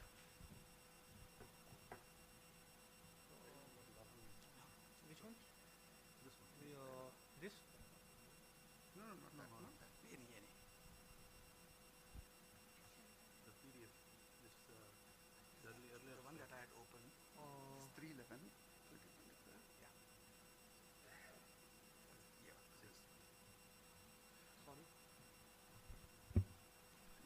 Sorry for the interruption. So, going back to what the Honorable Minister was mentioning about the accessibility of the urban infrastructure with for the most vulnerable classes within the population, we want to present about our initiatives and our learnings with respect to the rental housing. Like Srinivas Sampath had mentioned, we also do for sale affordable housing, and even the rental housing. There is one model in rental housing that we are piloting with senior citizens, which is a senior living, which we will probably take it in some other session when we get the results. But today we are going to present 3 models about the rental housing platforms that we fund, and what have been our learnings and what are the initiatives that we have done. Thank you. This is who we are. We are SAB regulated CAT 1 fund. We are focused on affordable housing, and our objective is to deliver on the Housing for All initiative of the government. We have the government as a major investor. The government is also a shareholder in our fund. We are similar to NIF, where National Infrastructure Investment Fund, where 49% of us is held by the government. The government has nominees on the board. We have two independent directors who are experts in the space. One a retired CMD of a public sector bank, and one a retired chief risk officer of HDFC. And we have a nominee director from National Housing Bank, which is our second largest investor. We also have an independent investment committee through which all our proposals go through. The independent investment committee also has experienced individuals and professionals. The ex-CFO of TCS, the ex-ED of HUDCO, who is also an urban planning expert, and a policy expert who is an ex-additional chief secretary. We are a professional team, and what we pride ourselves on is in our delivery and our execution. I think we can, okay. So, okay, the other, we just wanted to talk about the impact. We have, to date, delivered about 27,000 beds, and we believe that by the time the fund ends, which we have another 6 years to go, we should be able to deliver close to 1.75 lakh beds, and also in that whole process, support jobs and benefit women, because our focus has been more on the women's rental housing. And this is where we come to where we want to talk about what the Secretary Bahua was mentioning yesterday about quality, quantity, and execution. What we believe we have delivered is quality, which we will show in the subsequent slides, the quantity in the sheer number of projects, and the geographical spread with which we have delivered that in the time period that we have delivered in. And all our buildings are green buildings. And we wanted to, one other aspect that we wanted to mention is that as on date, Tamil Nadu has 50% urbanization. And this is the level of urbanization that we are looking at the country level within the next decade or so. All we wanted to say is some of the learnings that we have, coupled with more insights that can be brought in, can be a template for any future initiative which is similar to this. And this is the leveraging effect that ADB was talking about. We started off with a 658 crore fund. Today, the projects that we have as on date, which we had invested in and which are already operational or under construction, is more than 2,500 crores. We expect at a very conservative level that this will be close to 3,000 crores, and we believe that it could be even more than that. What this translates to is at least a 2.6 times leverage that we have achieved as on date, and more than 3 times leverage that we would be achieving over the period of, by the time we extinguish our fund. So this is a slide that, this may be a dense slide, but I'll just try to explain this in as simple terms as possible. This is also in line with what the Honorable Minister was mentioning yesterday about the cities and the projects being able to fund themselves. What we see to the right side of this slide is that there is already funding which is available. What we see towards the left is the projects. The government has always been an initiator and an accelerator of various initiatives, including the affordable housing. In fact, the government has, as on date, done more than its bit in terms of the Housing for All initiative, the PMIY and everything, with a very little participation from the private sector, which is to the right side of this slide. What we believe is that with a catalytic fund like ours, we also have the Urban Challenge Fund, which has been announced. And with catalytic funds like this, we believe that the leverage that we have shown in the earlier slide could be achieved. And that would be in line with the requirements. Yesterday, what I heard was about 80 lakh crores, which is required in this space. So the catalytic effect that we had done, which we had seen in the earlier slide, if it could be replicated again with the insights of the various people and more inputs and the customization that it is required, considering the different sectors, we believe that our learnings could be of some help. This is again something about what we were talking about, how we operate. We cater to between us and what ADB speaker had mentioned earlier. We cater to 83% of the demand for housing, which is the EWS as well as the LIG. Our intention is to have initiatives which could drive in or which could drive the cost of funding lower. And how do we do that? We do that by predictability and governance. We demonstrate predictable cash flows which most investors yield, and that is where we believe some of our learnings could be of help. I'll skim through these slides quickly. These are the models how we have funded, and what is important to note is that this is our working women's hostel. This is the Tholi working women's hostel. Tholi in Tamil means Saheli, and we have about 39 of them across, as we had seen in the earlier slide, across the state. And these hostels are seeing demand, explosive demand, if I may say so, and they are self-sustaining. And this is what we wanted to demonstrate. If you see the upper right corner, what we do in this is that most of the land belongs to the government. It is recycling of some of the land which is there with the government. It is transferred to a special purpose vehicle, the Tamil Nadu Working Women's Hostel Corporation. We provide the funding. We ensure that the building is to the standards. All our buildings are green buildings, and it has the facilities which we will see in the subsequent slides. And once it is done, we give it to a private party only for facility management and ensuring that the various parameters are in place. And these parameters are on safety, hygiene, and comfort, as we can see. And that is why we see that this is the model where the private participation is only about 35%.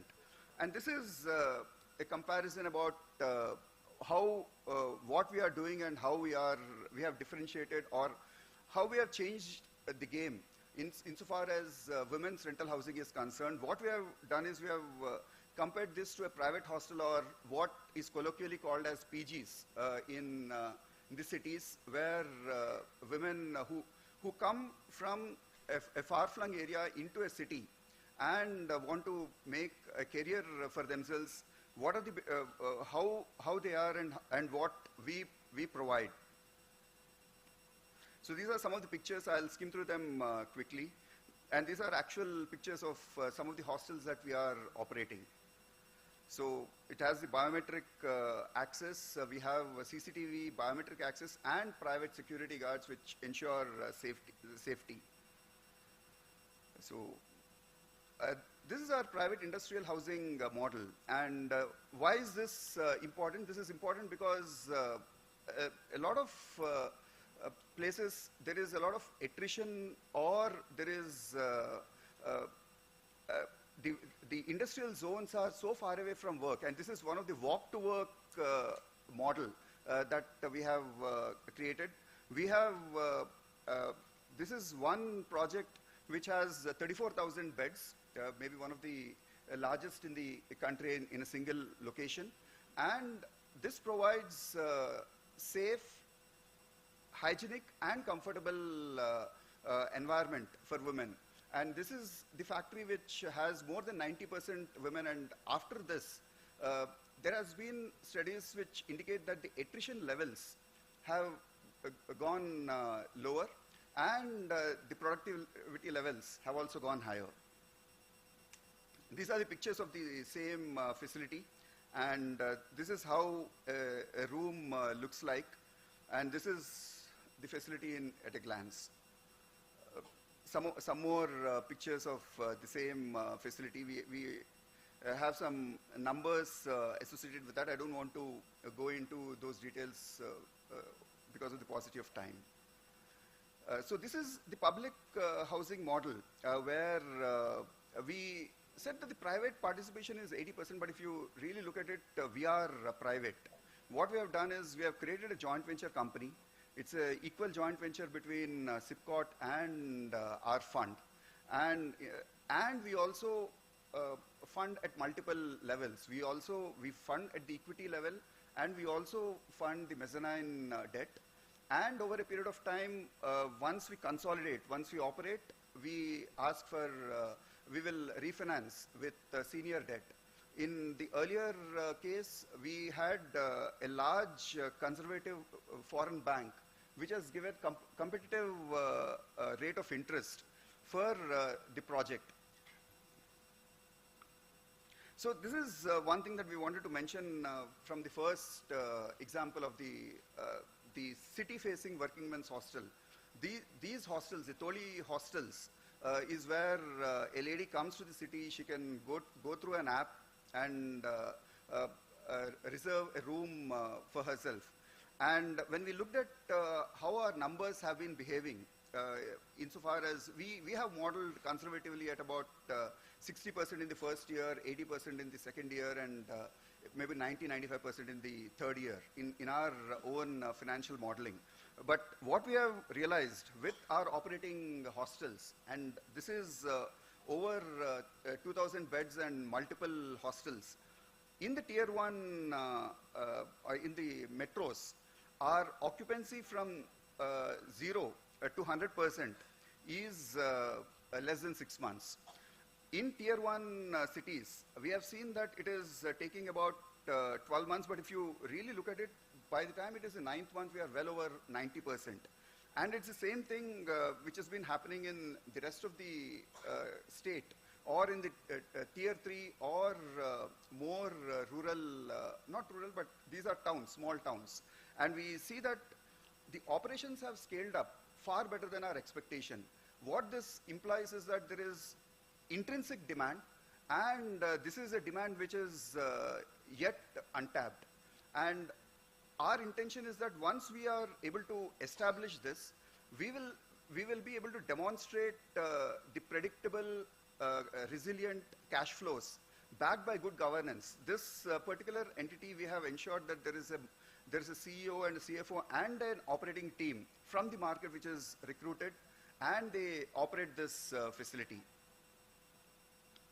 So this is another analysis that we have done, and we wanted to understand what is affordability. Now, when you look at what is affordability and how we can achieve, if we are, let's say most debt comes in about 7 to 10 years, senior debt, and if you put in your equity, and to ensure that we meet our operating expenses as well as our debt service obligations, the rental that we need to charge is over 12,000 rupees, and even if you are taking some kind of energy savings in terms of, let's say, charging consumer level tariffs on property tax and electricity rather than the commercial level, the difference is hardly 150 rupees. So, but however, if you move to the right, and this is where we come in with our own blended financing and our own structured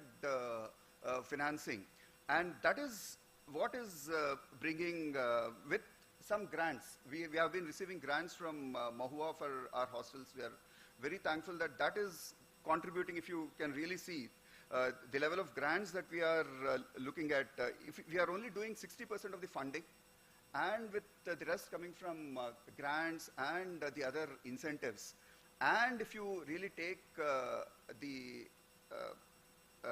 concessions which are provided on energy and the property tax, which we believe should happen over a period of time, considering the importance of rental housing, the tariff could be near the 3,500 rupees per bed per month.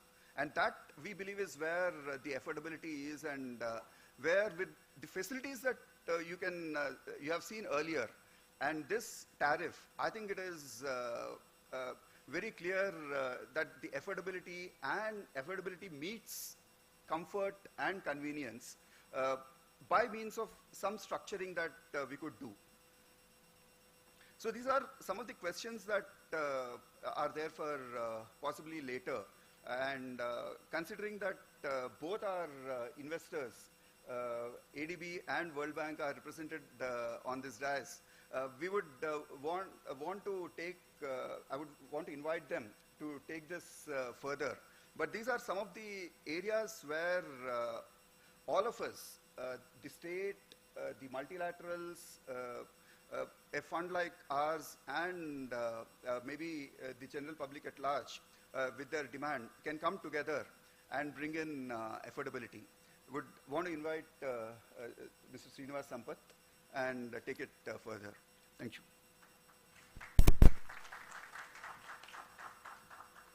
Thanks, Krishna.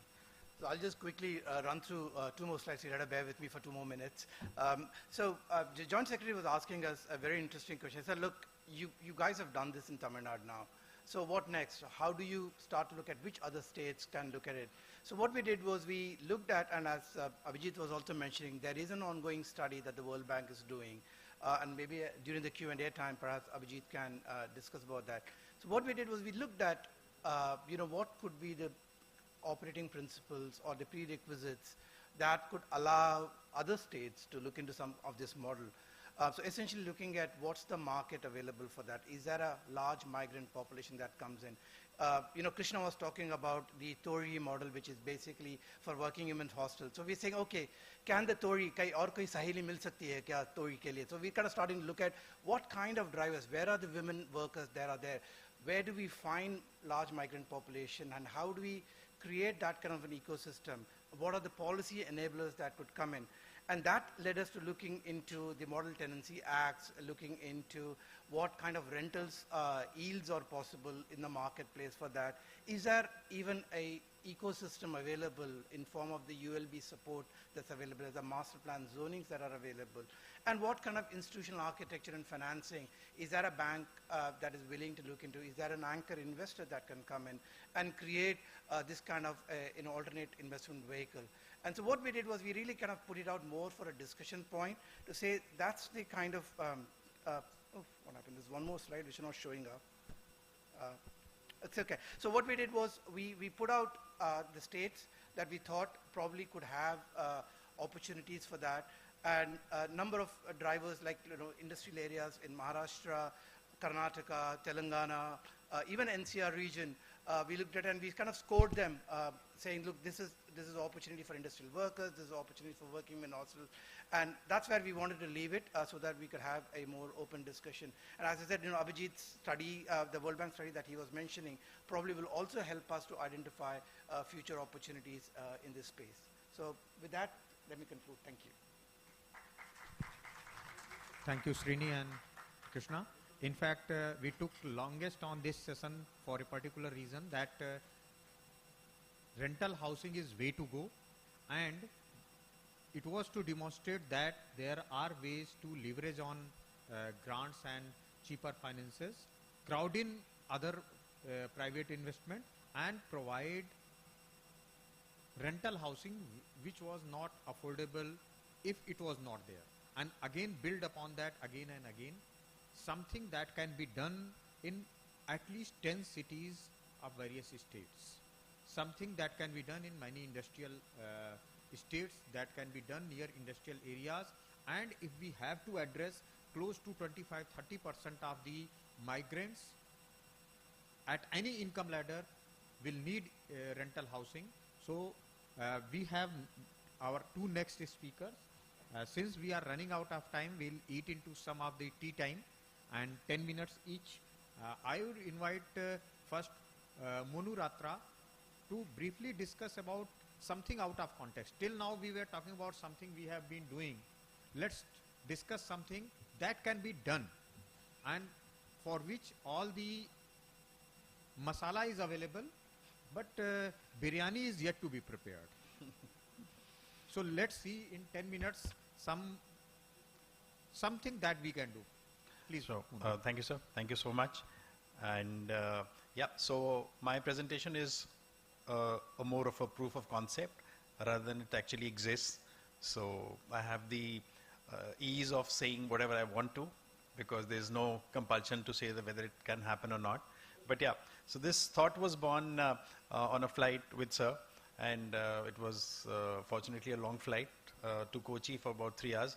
So we had a chance to ideate on this, and that's how this whole thought got slightly crystallized. It's still fluid, but happy to discuss, and it's pretty exciting. We've been looking at trying to solve housing problem with ownership.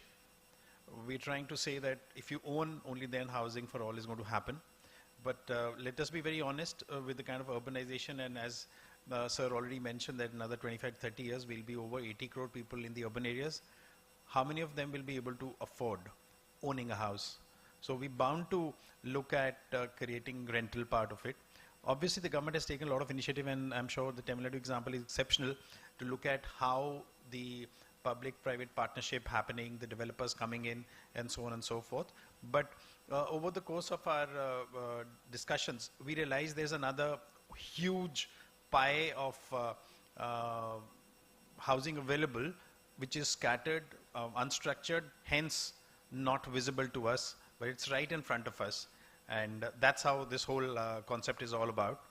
And this, as I already mentioned, that 140 crore people, urban area would be about 90 million by 2047, and 38 million is the housing shortage. And as per the last census, which showcased, and with Mr. Narayan also mentioned, that in last census it was mentioned 1.1 million of these houses, 11.1 million of these houses are vacant in the urban areas. That means people have built multiple units, they are not leasing it out, or at least the government doesn't have records of it. So it seems that 1/3 of the housing problem is sorted. We are talking about census which is about 14 years back, and I'm sure the latest numbers would even further be much better. So it shows, is the housing problem going to get sorted with just 30% by what already the stock exists? That's the hypothesis, and that's the rationale with which this whole thought is being nurtured. Now, how do you unfold this, and how do you mainstream this, is the whole idea of this presentation, which I'm putting forth. That there are 3 actors in this. There's a landlord, there's a tenant, and there's the government.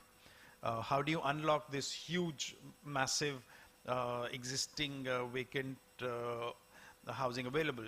So landlords' concerns, obviously the Rent Control Acts are very much there, and they have tax burdens, property management costs, and they're not very sure of the tenants' validation, their verification. They're not sure. A lot of people keep their houses vacant just because they feel insecure about who's going to occupy the house, and there are other social stigmas attached to various kind of issues there as well. Whereas for the tenant, when he comes, it's a very informal market. He doesn't know where the supply exists, right? There are high security deposits, and sometimes he's not sure of the landlords as well. And they might ask them to go at any time, vacate at any time as well. And there are other social stigmas attached, which I've already mentioned about it. And I represent a housing finance company. I've been working in that. A lot of times we find a lot of difficulty for people who are staying on rent to even have a proof of address, their rental address also, who are staying in the ownership, in the rental housing. And then from the government side of it, it's been more, ownership bias has been very high for the government to solve the housing problem. It's not been so much on the rental side of it. Hence, it's always not been on top of the mind at all, that okay, government could actually solve it this way as well, where there is no money really going to be put in, but a very different kind of a digital ecosystem needs to get created. That's the solution we are putting forth. So we understand there is a Tenancy Act 2021 which came about, and then there have been government's attempts for the affordable rental housing schemes to come by, encourage the developers to do, and encouraging the banks and housing finance companies also to fund these rental housing to be built. But honestly, the commercials are not very attractive for the developers also to come forward to create these rental housing. That's the real story, because I was part of some initial discussions, but there weren't really much takers for that. And then obviously, currently the housing finance sector also looks at these things differently from a perspective. The third house, it has a commercial angle to it. So we need to be thinking out of the box, how do we unfold this opportunity. So we are proposing something known as National Rental Housing Repository. So we are saying that there should be a National Rental Housing Repository where it will be a unified digital platform, right? And we will have the supply side people, they need to be incentivized that they should register themselves onto it, and they will get some benefits for that. The demand side will also empower the tenants. They can go to one place and look around what is available at one place.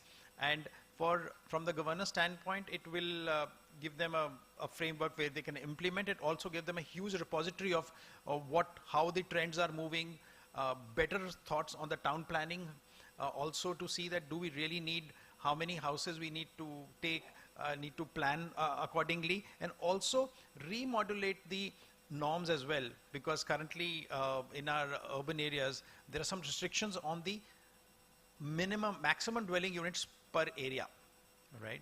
And in the informal sector, to be honest, much more than them get built, but formally the government restricts those units per plot area, right? So then we said that, okay, where is this data going to come from, and what are going to be the sources of this data, where we will get this, right? So we said that one is obviously going to be people on the property tax records, which will be available. There is a census which happens, and sir also told me that during the census, actually you document how many people are staying there and what's the type of the house. So there is information available, but has not been used for this purpose. Housing finance companies are approving so many loans, getting the self-construction built, so we can have the units captured there, that how many people are there and how many units are getting built. Side reporting is there. Then the sub-registrar office data is there, where the properties get registered or other form of registration which happen. So our assumption is that these could be various sources, or even more than that, which will come and sit in the National Rental Housing Repository. And then a unified platform. It would go beyond that, in the sense that there's a data at one place, and it will also be validation from both sides. Where if you're a landlord, you have to give all your details, and if you're a tenant, then you have to give all your details. So there is a verification layer which ensures very much this whole thing is very much validated, and the confidence level is much better. There is a possibility of people who are new to credit. Sometimes we are not able to lend loans, because I'm from the housing finance side, but people who have given rent for over a period of time, this could also be translated as an alternate data for the people to get financing, right? So which is a very, very big premises. Otherwise, a lot of housing finance companies are not very eager to fund the affordable housing people, and I'm also to be blamed for it, because I'm part of that ecosystem. I can really tell you, people don't get funded, and as sir also mentioned. So this could create your financial history of sorts, which is very, very robust, and there could be a 360-degree feedback which could be looked at. Then on the supply side, today we should penalize people who keep their houses vacant, and actually if you're having a second or a third house, you should incentivize them. Doesn't matter if you have a second house, third house, but if you give it into the repository and you let it out, we will ease it out, not the other way around, today penalizing people for holding multiple properties. So the transparency comes and things come on track itself. And this platform could also be used for actually executing your loan, your lease agreements online, digitally, through the Aadhaar, having the DigiLocker there. So this will be a repository or honest transparency of the rental, and the documentation also very much part of this. And also to ensure that the confidence level on both sides is pretty much available there. And also we would suggest that we should be increasing looking at I would say the index of every city on the plot, how much units you can give should keep on increasing, so that more units are getting into the supply side. On the demand side, as I already mentioned, so the credit profile of the tenant is very much there for a landlord to choose from which tenant they want to be comfortable with. As I said earlier also, this will give them a financial history of sorts, and that the loans can also be given to them. And also we will be having these things attached to the DigiLocker for them to take it forward, and it's a very secure and a transparent system to go about this. I think the government has the most important role to play here to put this all together, and we would love to see if people, any of the governments are very keen to take this forward, and I've already volunteered that if chance is there, we would love to work personally also as an organization to make this into reality. So there needs to be a total coherence of sorts at one place, and a technology stack has to be built on that. And we could also use government setups, semi-government setups like CSC to become places to register your houses into that. And so we already have an ecosystem which can be incentivized to get these data onto the repository, and which can be used at a great scale. And this will provide such immense market intelligence which today doesn't exist, because there are so opaqueness of rentals, it's opaqueness of units available, and it's also lack of confidence for both sides. So ultimately, we will have all the stakeholders, whether it's the landlord, tenant, the municipalities, and the banks, all are part of this framework, where banks provide the gateways for rentals to be debited directly from your accounts, documentation to be done.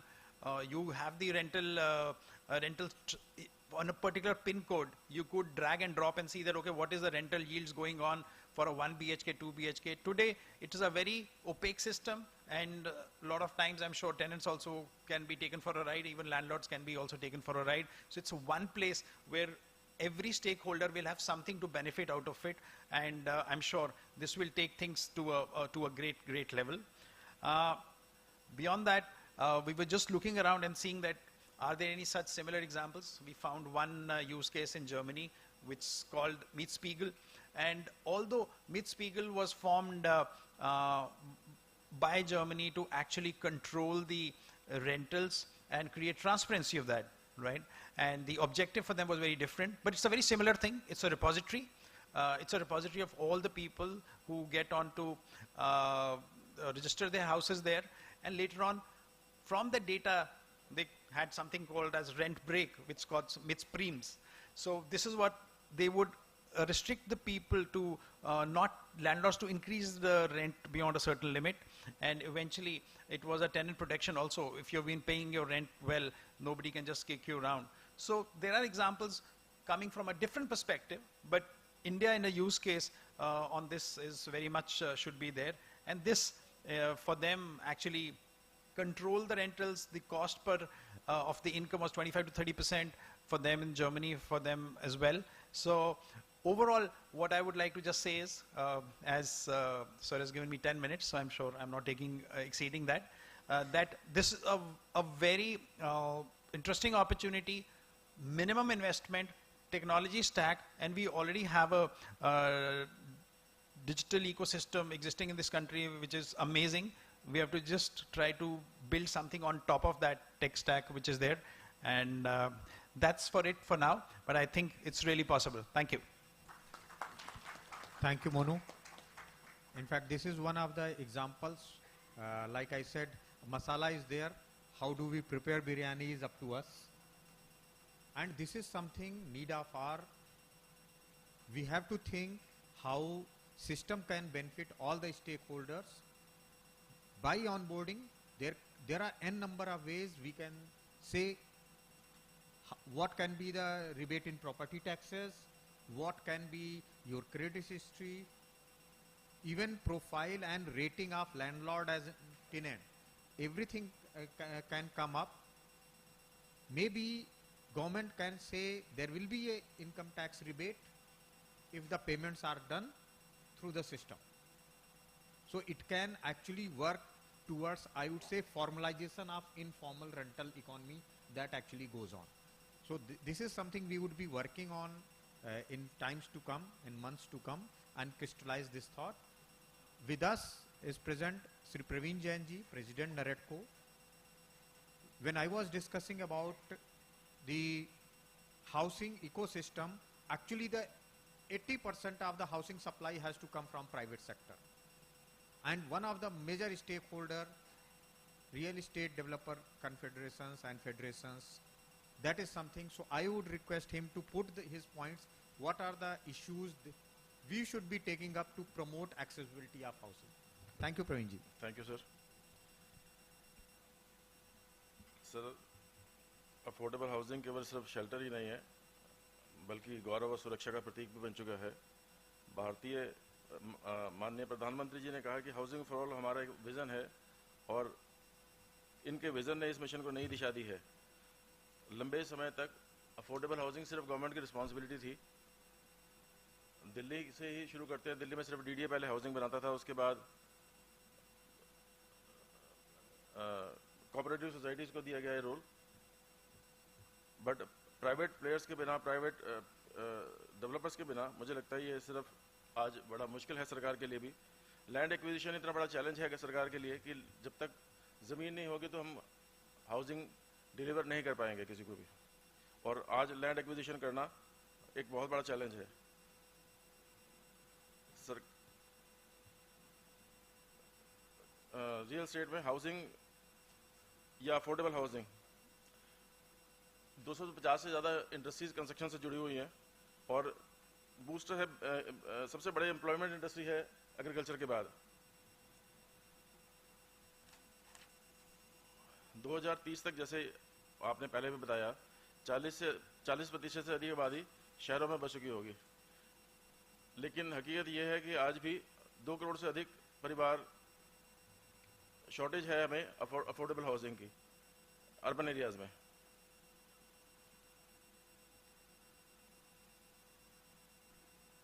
मैं Delhi NCR में गुड़गांव की बात करता हूँ। गुड़गांव के अंदर 2014 में एक पॉलिसी आई सरकार की अफोर्डेबल हाउसिंग की, और मुझे लगता है 1 लाख से ज़्यादा लोगों को घर मिले उसके अंदर। और पीछे 2014 से 2020 तक बहुत सारे घर बने, और 2021 के बाद से अब किसी ने भी लाइसेंस नहीं लिया है, परमिशन नहीं ली। उसका एक रीज़न ये भी था कि एक लैंड प्राइस इतने ज़्यादा बढ़ चुके हैं कि डेवलपर्स के लिए भी अनअफोर्डेबल हो गया अफोर्डेबल हाउसिंग बनाना। और मुझे लगता है कि अगर हम कोई पॉलिसीज़ में चेंजेस करें, आज किसी भी प्रोजेक्ट के अप्रूवल के लिए 1.5 से 2 साल का समय लगता है, ज़मीन लेने से लेकर और रेरा लाने तक। अगर वो टाइमलाइन को हम सिंगल विंडो क्लियरेंस के थ्रू अगर कम कर पाएँ, अगर उसको टाइम 2 महीने या 3 महीने करें, जो इंटरेस्ट कॉस्ट है, उसका जो बर्डन है, वो अल्टीमेट एंड यूज़र के ऊपर ही जाता है। अगर वो कम करें अगर हम, तो हम उसकी कॉस्ट कम कर सकते हैं। इसके अलावा जैसे मिक्स लैंड यूज़ पॉलिसी है, मिक्स लैंड यूज़ पॉलिसी में मान लीजिए आज लैंड कॉस्ट इतनी ज़्यादा है कि वो अनअफोर्डेबल हो गया। अगर हम नीचे कुछ कमर्शियल अलाउ करें कि 50% नीचे 2 फ्लोर के ऊपर कमर्शियल रहेगा, और उसकी जो छत है वो उसके ऊपर अब अफोर्डेबल हाउसिंग बनाइए या इकोनॉमिकल वीकर सेक्शन के हाउसिंग बनाइए, तो लैंड कॉस्ट हमारी ज़ीरो हो जाएगी उसमें, और सिर्फ कंस्ट्रक्शन कॉस्ट हमें देनी पड़ेगी, और हम ये अचीव कर पाएंगे नंबर्स। इसके अलावा रेंटल हाउसिंग की बात की, मैं रेंटल हाउसिंग के अंदर मैं अभी बात भी कर रहा था अभिजीत जी से भी, 3% 3.5% से ज़्यादा रेंटल यील्ड नहीं आती हाउसिंग के अंदर। सरकार, जैसे अभी बात करते हैं कि सरकार पीपीपी में कीजिए, लैंड सरकार देगी और प्राइवेट डेवलपर्स घर बनाएंगे या कोई और लोग आके घर बनाएंगे, बट मुझे लगता है वो एक लिमिट होना चाहिए। अल्टीमेट सरकार भी लैंड कहाँ से, कोई प्रोडक्शन तो हो नहीं रही उसकी ज़मीन की भी, या फंड की रिक्वायरमेंट भी है। रेट ऑफ इंटरेस्ट आज 8% से ज़्यादा है, 8% 9%। अफोर्डेबल अगर हाउसिंग लोन की बात करते हैं तो 7-8% का हाउसिंग लोन है, तो जो गैप है वो कैसे कम हो पाएगा, इसके ऊपर हमें विचार करना पड़ेगा और उसका कोई सोल्यूशन निकालना पड़ेगा। या तो हम पीपीपी मॉडल में जाएं कि जो एक ऐसा फंड बने जिसमें प्राइवेट लोगों की भागीदारी भी हो, और वो फंड के थ्रू हम रेंटल हाउसिंग को सभी लोगों के लिए बना पाएं, और 3% उसमें 5% का लॉस है, क्योंकि प्रॉपर्टी का प्राइस भी एस्केलेट होगा, एप्रिसिएशन भी होगा, तो लोगों को उसके अंदर बेनिफिट मिलेगा।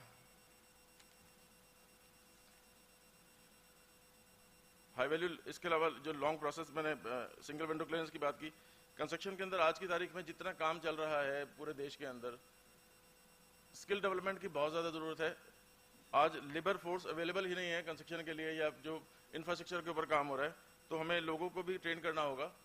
जितने नंबर्स हमें अचीव करने हैं बिना स्किल डेवलपमेंट के, ये हम नंबर्स पूरे नहीं कर पाएंगे। मैं बहुत ज़्यादा समय नहीं लेता हुआ, मैं बस सिर्फ हम निरटकों की तरफ से सरकार के साथ एक जो हमारा ब्रिज है, जो गैप है डेवलपर्स के बीच में, एंड यूज़र के बीच में और सरकार के बीच में, उसको दूर करने की कोशिश करते हैं। और मुझे लगता है कि हम ये साथ मिलकर काम करेंगे तो नंबर्स अचीव कर पाएंगे। Thank you.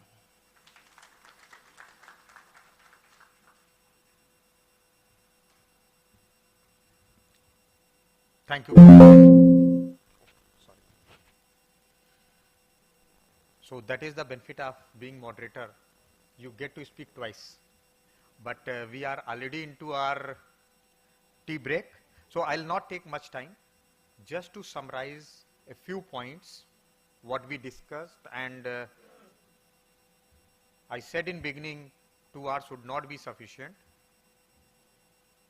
But I'm happy to say that 2 hours were sufficient to initiate the discussion.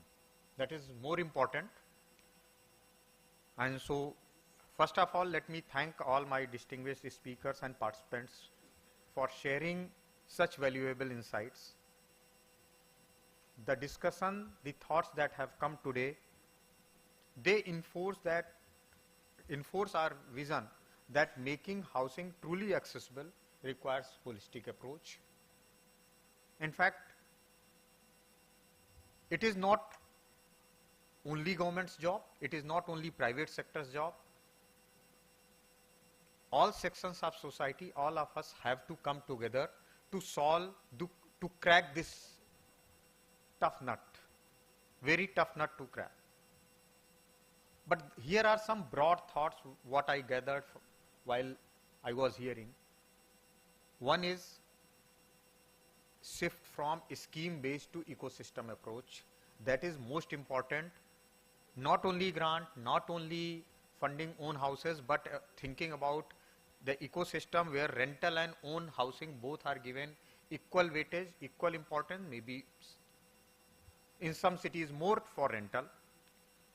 2, that was my point itself, that we have to integrate housing with urban infrastructure, urban transport, and maybe even livelihood and social services. We heard what is experience of creative redevelopment in cities, Ahmedabad, Gurgaon, area-based approach. So we have to adopt those inclusionary principles, land pooling and TOD, to ensure affordable and well-connected housing. That will lead to houses being accessible.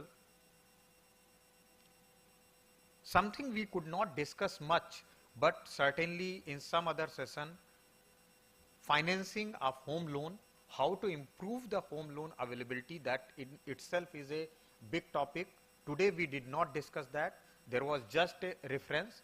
Although we tried to discuss how grant and long-term loan can be blended into private equity and private finance to build upon that and improve the project finance and finance for improving the rental housing, particularly like we saw Shelter Fund 1 and 2, and how a very small seed money from multilateral institutions can gather other funds and also nudge the policies. Like one thing we did not have time to ask, but I wanted to ask Krishna Chaitanya, what is that positive externality which in Tamil Nadu we are having so many rental houses compared to other industrialized states like Karnataka, Maharashtra, or even Gujarat? Probably one of the most important is that rental housing, water, electricity, etc. is being charged at residential rates irrespective of the fact who is operating it. Whether I as Kuldeep Narayan is giving a rental or some company is giving. As long as the end use is residential, the water should be residential. If it is a worker housing, water should be certainly residential, not commercial rates. And many of our states are suffering with this problem. By charging commercial rates on such things, we actually make it unaffordable. So that is something where Tamil Nadu has shown us what could be the positive policies which actually promote rental housing apart from financing. Then two things that came, that unified housing data platform, particularly rental housing repository. It has been tried in some cities in bits and pieces, but probably building upon the data stack and technology platform that we have, we can not only build such platform, but also drive the adoption. What drove the adoption of Aadhaar and UPI kind of things is the ease of use, ease of adoption, and the benefits. You want to open a bank account today, for KYC there cannot be anything better than Aadhaar, although law provides you can provide other documents. But today most of the banks are going for digital KYC or video KYC. So similarly, improving our rental legal framework, making it balanced to protect the tenants as well as landlords, and also to enable its growth. Along with that, if we have technology platform, a lot people can come on board on the technology platform, which will provide policy insights, which will provide data insights, through which government can then focus on maybe how to provide some ground for that any gap which someone may be suffering in rental housing. That can also be there. So I really thank all our participants as well who joined. Before we end, I would request MC to please come in. Before leaving from this place, we'll see another 3 minutes movie to celebrate the unknowns, and we would like to felicitate our panelists, as well as we have called 2 beneficiaries of PMAY. We'll honor them to celebrate 1 crore 10 lakh PMAY beneficiaries who remain are the biggest stakeholder and biggest contributor to success. So I'll request MC to take over. First we'll honor the panelists and then PMAY beneficiaries. Thank you. Thank you everyone.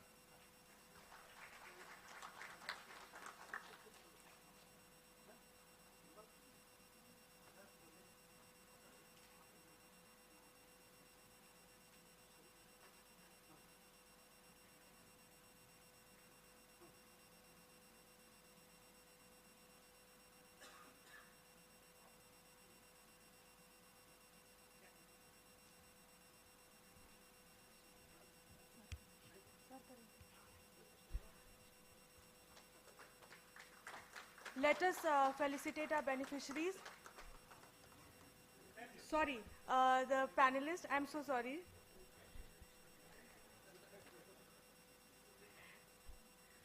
Ms. Sejal Patel.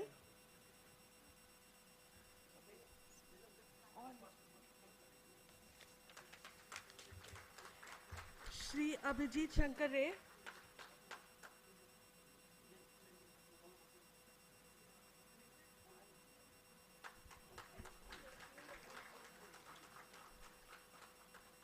Shri Srinivas Sampath.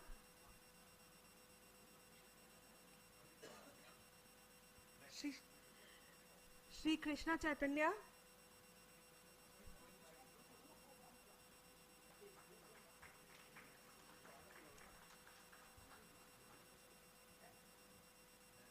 Shri Monu Ratra.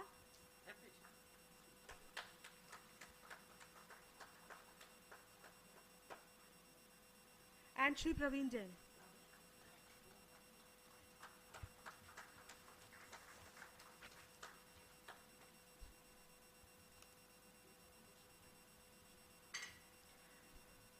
I would now like to invite our beneficiaries, Srimati Pushpa Devi and Srimati Saloni, who have come from Uttar Pradesh.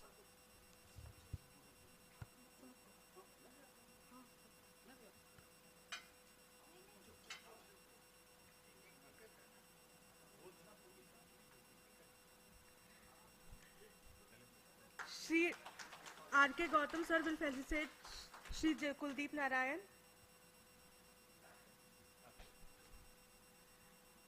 These are two beneficiaries, Srimati Pushpa Devi and Srimati Saloni.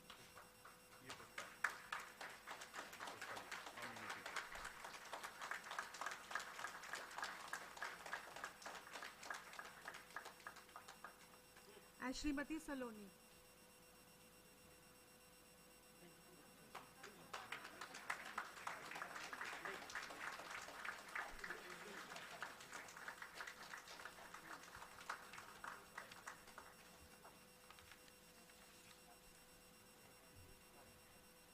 Can we now have the movie, please?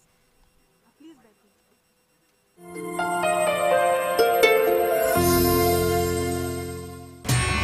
In a country as diverse and vibrant as India, every individual deserves a safe and secure place to call a home. The visionary scheme of the Honorable Prime Minister, the PM Awas Yojana Urban, has been a transformative shift which has protected and empowered millions of urban Indians by giving them access to their own Pakka house. इस योजना का लक्ष्य है देश में कोई भी गरीब परिवार बेघर ना हो, सबके सिर पर पक्की छत हो. Every brick laid, every roof raised, and every door opened tells a story of inclusion and equality. It's a story where no one is forgotten and everyone has the right to live with pride. मेरा मकान आज से 10-20 साल पहले कच्चा जरा था, बिल्कुल मिट्टी का था, कबीलू का था, और इसके बाद प्रधानमंत्री आवास योजना का मुझे लाभ मिला. उससे मैंने पक्का निर्माण किया, उसमें अच्छी तरह से रह रहा हूँ, और प्रधानमंत्री साहब को और मुख्यमंत्री साहब को धन्यवाद. उस समाज को सबसे अधिक फायदा हो रहा है जो पीढ़ियों से वंचित रहे थे. Muhammad Iqbal and his family were living in a dilapidated house in Anantnag in Jammu and Kashmir. With assistance under the scheme, he constructed a beautiful house and embraced his future with open arms, knowing that he could face whatever challenges lie ahead of him. ये घर गरीब, दलित, पिछड़े, अति पिछड़े, पसमानदा परिवार, ऐसे समाज के वंचित परिवारों को मिले. जब हम शुरू में निर्मला कुछ कॉलोनी आए थे ना, बहुत घृणा करते थे लोग. हम लोगों को कहीं खड़ा होते थे ना, कोई मैंने कुछ भी सामान नहीं देते, छुआछूत बहुत मानते थे. अभी जो प्रधानमंत्री आवास मिल रहा है ना, अभी बहुत ही जो मिल रहा है. Under the scheme, special emphasis has been given to women by allotting houses in the name of female head of the house. PM Awas Yojana Urban has bridged social gaps and uplifted living standards of different sections of society. This initiative is not just about constructing houses, it's about building hope, dignity, and a future for all. Each house built is a step toward a stronger and more inclusive nation. And that's where the story of a Viksit Bharat truly begins.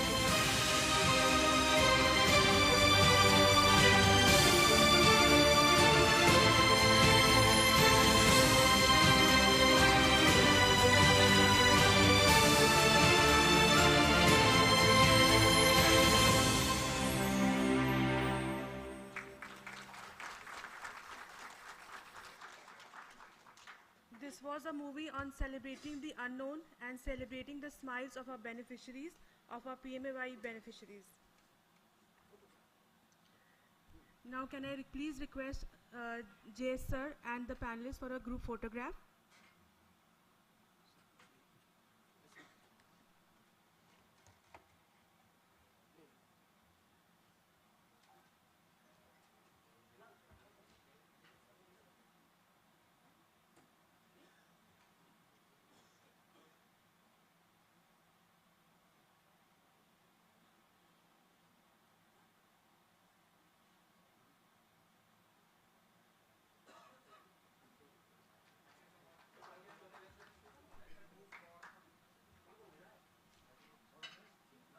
Now we move to T area and to 6th floor, Palace A. That is the next plenary session that is going to start. Thank you.